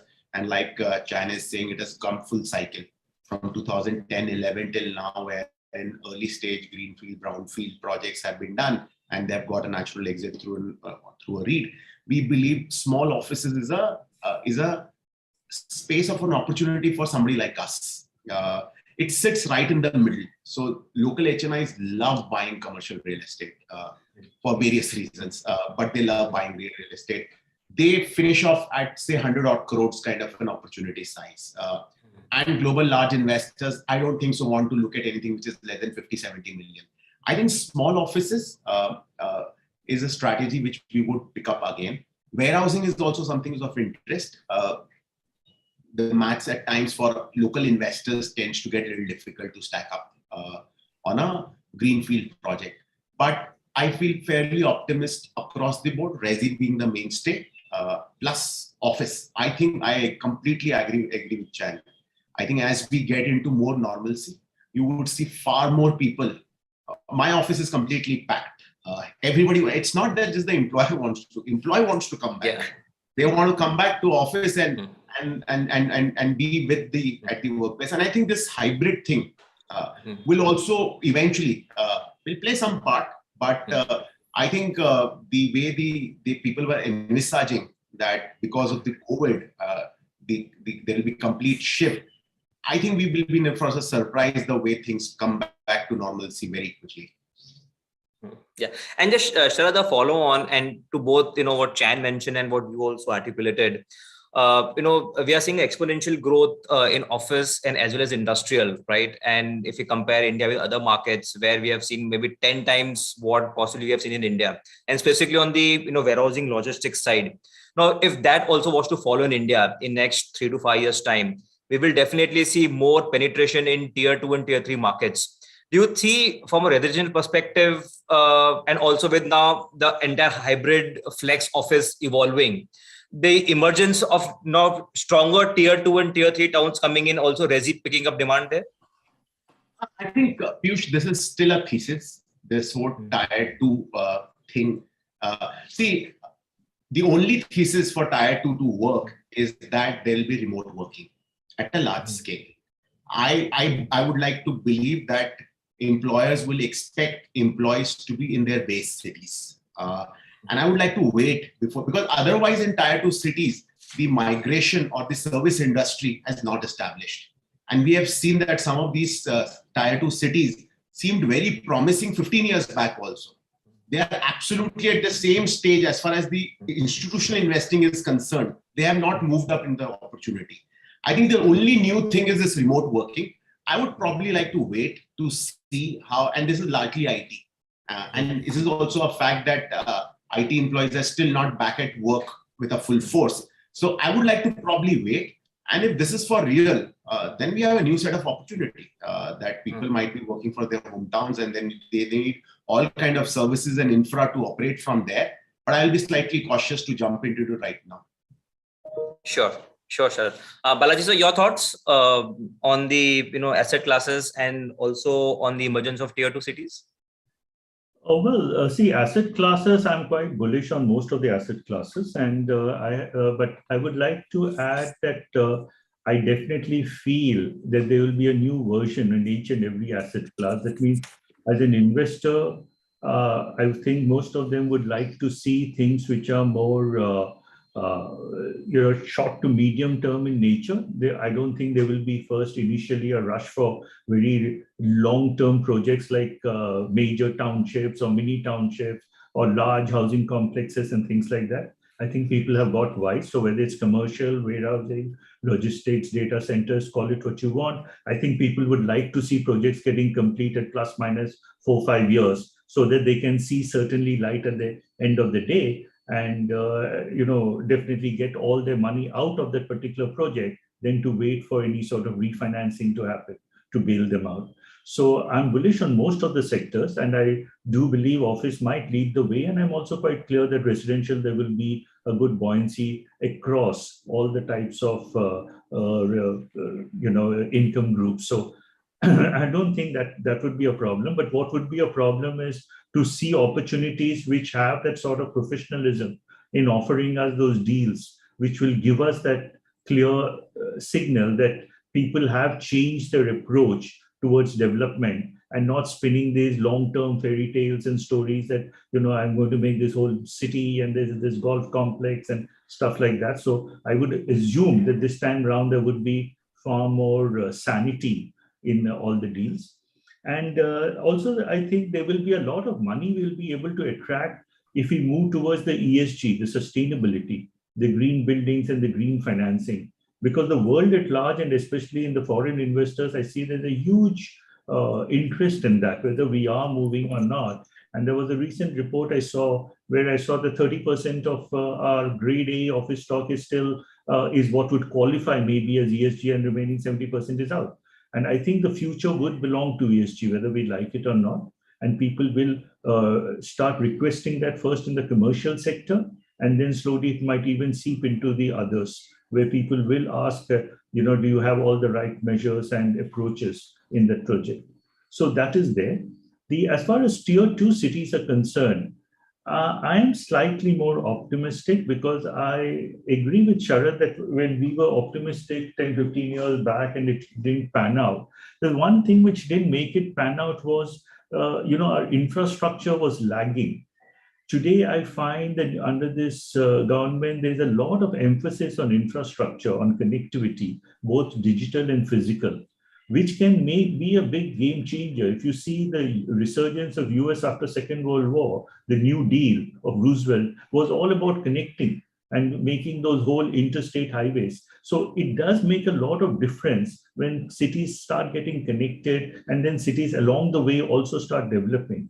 So I think today we have a far better optimistic scenario to think that there would be a better response to developments in tier 2 cities. The truth be told is not that we are rushing into tier 2, but we are watching it carefully. And I do believe it will become an asset class of its own reckoning and right in the years to come. So I am quite optimistic that there will be more cities, because if India has to show growth, It's just like saying office sector, all our grade A office stock is 650 million square feet. And guess what? That is less than the office stock in Manhattan district at the moment. So, there is a lot of upside out there. So similarly in residential, I think there will be a lot more cities which will come up and not just the main 4 or 5. Now, whether they would come up in the next 5 years or 10 years, that's a good bet to take. But I'm definitely confident that given the emphasis of the government on infrastructure, connectivity, and governance and things like the ease of being able to construct in these smaller cities, I would definitely think you might see a sort of a upsurge even in the tier 2, tier 3 cities as we speak. So I'm pretty much optimistic and hopeful. I do believe that the next few years will see, as again emphasize, a complete resurgence in real estate across the board, across the asset classes, across the capital stacks, as Sharad has said, and even across various types of cities, whether they're tier 1, tier 2, tier 3. That's my absolute belief in that. Thanks, Balaji. I think you also brought out a pertinent point on the ESG and a sustainable development. Maybe Chan, your thoughts on opportunity on this, and maybe we have seen a lot of global investors as far as the ESG policy is concerned. If there's a shift from good to have to must have, and also institutions globally are giving more importance to ESG and overall sustainability framework. So how do you see this opportunity, maybe it's a very nascent stage overall, coming up in 3 to 5 years time? So look, I mean, I agree with what Balaji said, that ESG is going to be a primary factor.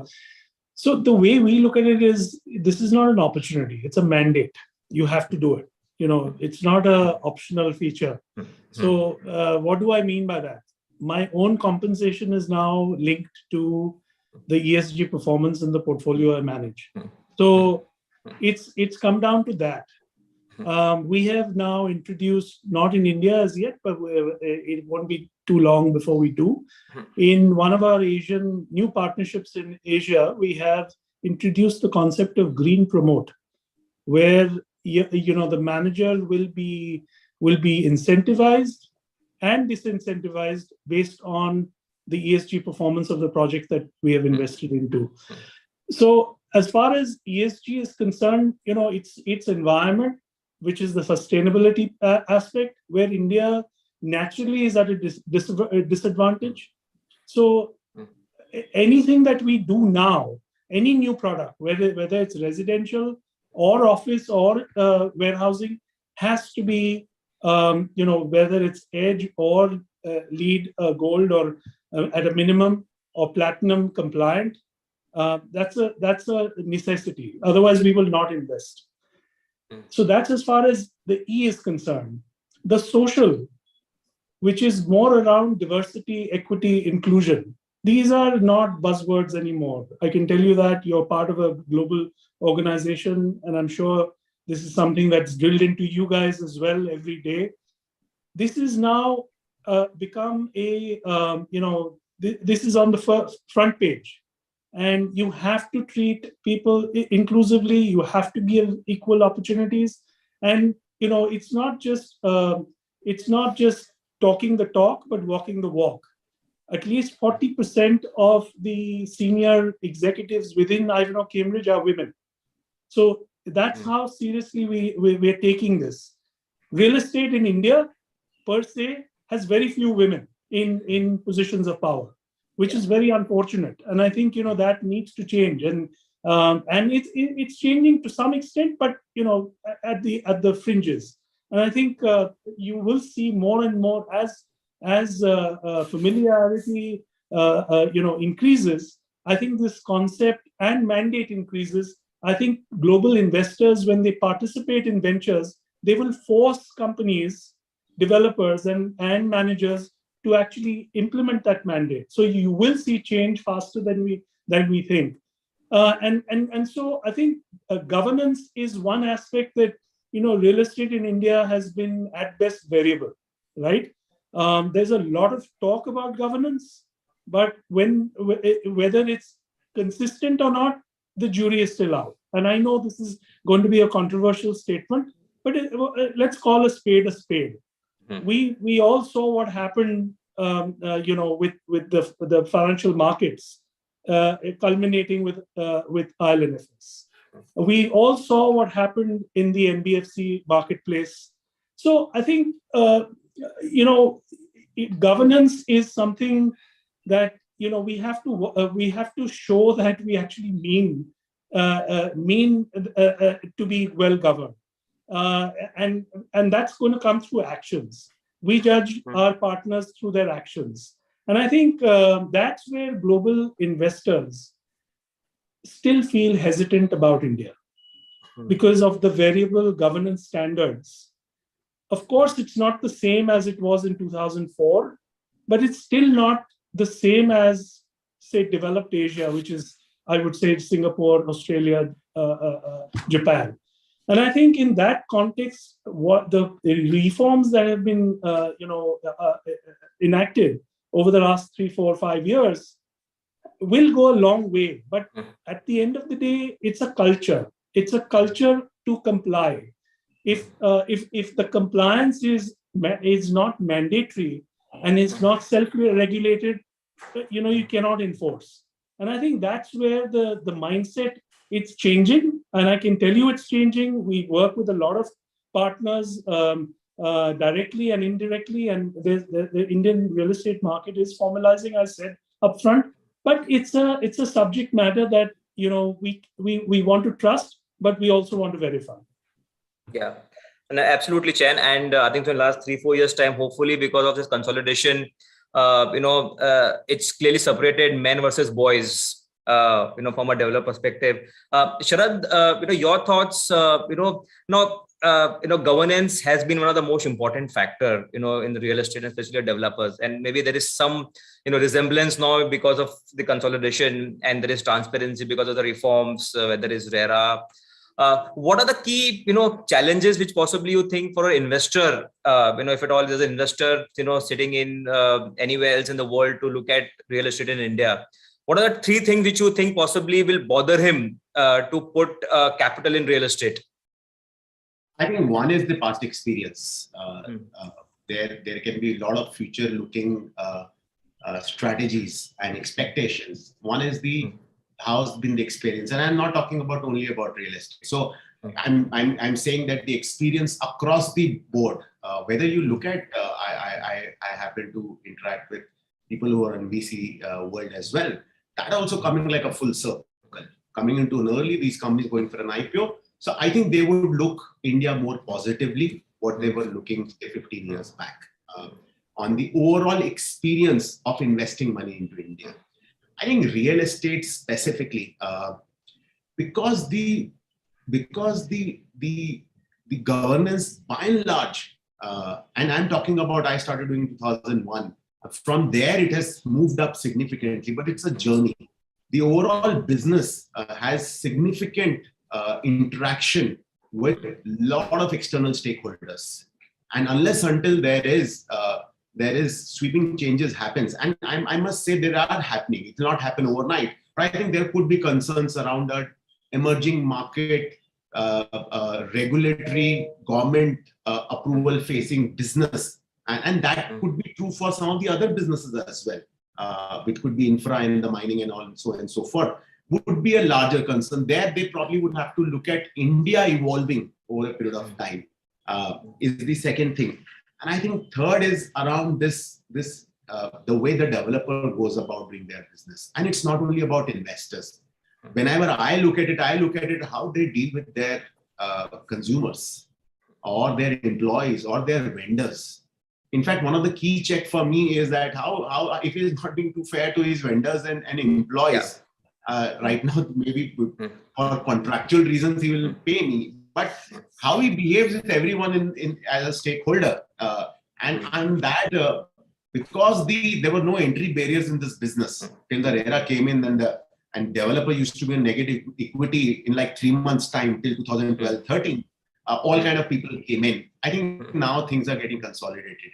So I would say governance around India as a whole. How larger investments across the asset classes is faring for global investors. And third is around developers. And I think consolidation will around the developer governance, because eventually if developer is running a large portfolio, they would also have to put checks and balances. Gone are the days where he can go and sit and start doing sales or go to the site. If he's running 30, 40 projects, he has to run through people and process. So, but let me say that last 5 years have been pretty positive. It created a disruption between 2016 and 18-19, but it is setting up a foundation for a long sustainable growth. Only way for any sector to do well is that if the consumer is protected. If consumer is not protected, there is not a level playing field, accountability towards regulator, it cannot get scale. And I think we have these foundations in place. I just hope that we play it well in next decade. Yeah. Thanks, Sharad. And I think so, yes, governance remains the focal point. With that, Balaji, so do you think the foreign investors generally will always prefer to have a local manager or a local partner to run the business? Because it will still take some time to evolve, right? When investors who's not in India to get more comfortable. So is that the preferred model which the investors will continue to take here? If you look at it, I think foreign investors have tried various models, with local managers, overseas managers, doing it locally, then doing it overseas. And I think they'll keep experimenting, because I think the main problem I think most of them will be having is, as Sharad and Chan rightly put it, there's a question of the sort of a governance model around which the Indian industry works. Like, say, for example, if I break it up, one bucket, let's say just sheer enforcement of contracts. Can we enforce contracts in India? Or is it just a joke? I have a contract, it's signed by everyone, and I go to the court, or am I going to be stymied at every twist and turn that they'll drag me for 15 years? In which case I lose all interest in getting the money back. Or is IBC the only answer to this? Everywhere I go, I just go straight to IBC. So there is a whole lot of issues revolving around the enforcement of contracts.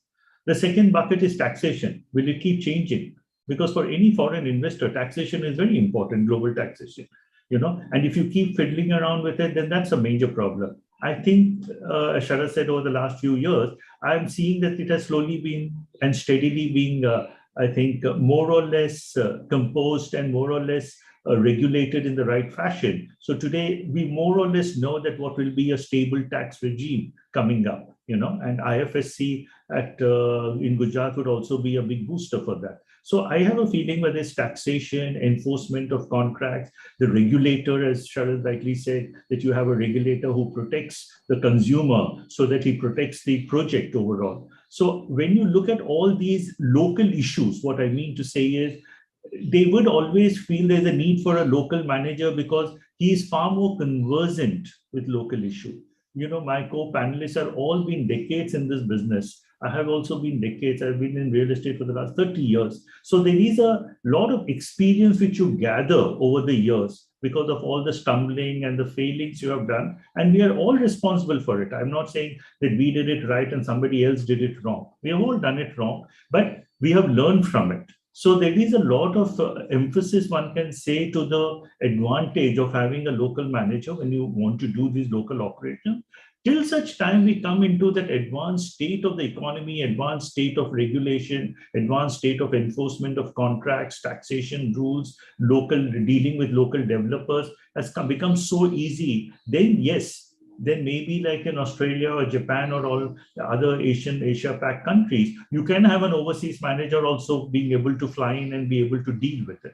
But I think till such time, I would tend to believe in this next 10 years at least, you would still require a lot of local talent. And the good thing is, I think we have tremendous local talent to come up. Yes, unfortunately, as Chan rightly said, we would have loved to see more women also there so that you have more diversity and everything. But all the same, they're coming up. And I would think that to give that focus on local talent would be very important. And it would help most overseas investors be able to smoothen their progression into this country and into the investment scenario. So yes, I'm a big votary of that. Sure. Thanks. I think we are in the last 5 minutes. Maybe just one last question to all of you. I think so there's a clear agreement on residential, logistics, warehousing, and office as a growth in real estate in India. Last view on alternatives, maybe retail, hospitality, shared spaces. How do we see that shaping up?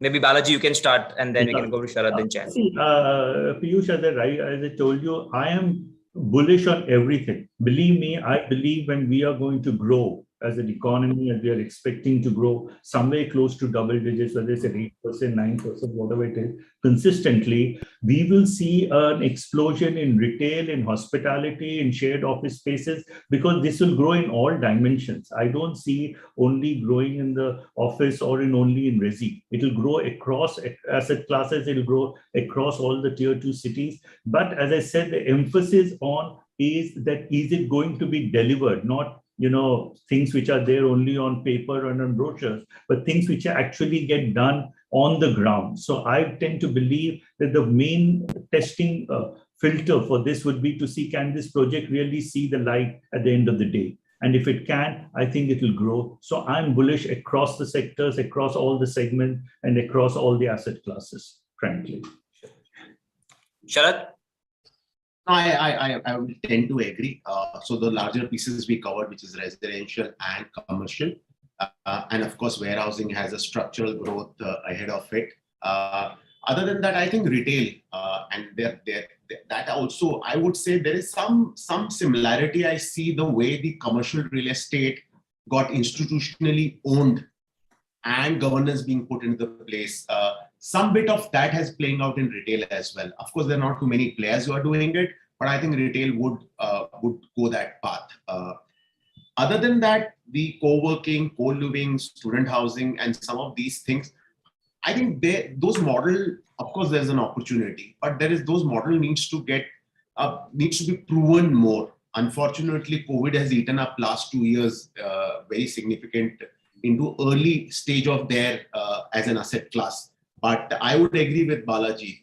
When there is capital, there is regulator, and the growth in the economy, we should hopefully see it across the board. Sure. Thank you. Chan? Yeah, my comment would be similar to my co-panelists. I would just say this, that India is the last market anywhere in the world, large economy, where where the GDP per capita, I don't really focus on GDP overall. GDP per capita is $2,500. And if there is the kind of growth that we're talking about, this is going, if it goes to $5,000 per capita, this place is going to explode. So in that context, I'm answering your question slightly differently. So in that context, retail, hospitality, business, mid-market hospitality, flexi working, all of these will benefit hugely. I think specific comment, managed workspaces. I think you're going to see a huge increase in that.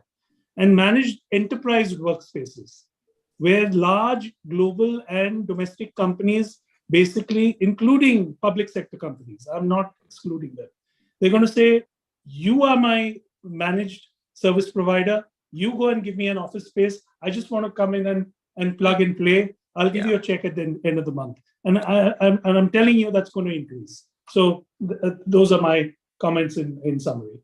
Thanks for the opportunity. Great. Thanks, Chan. Thanks, Sharad. Thanks, Balaji. I think for the wonderful insights. Thanks, Sachin. Thanks, Nirja. Over to you.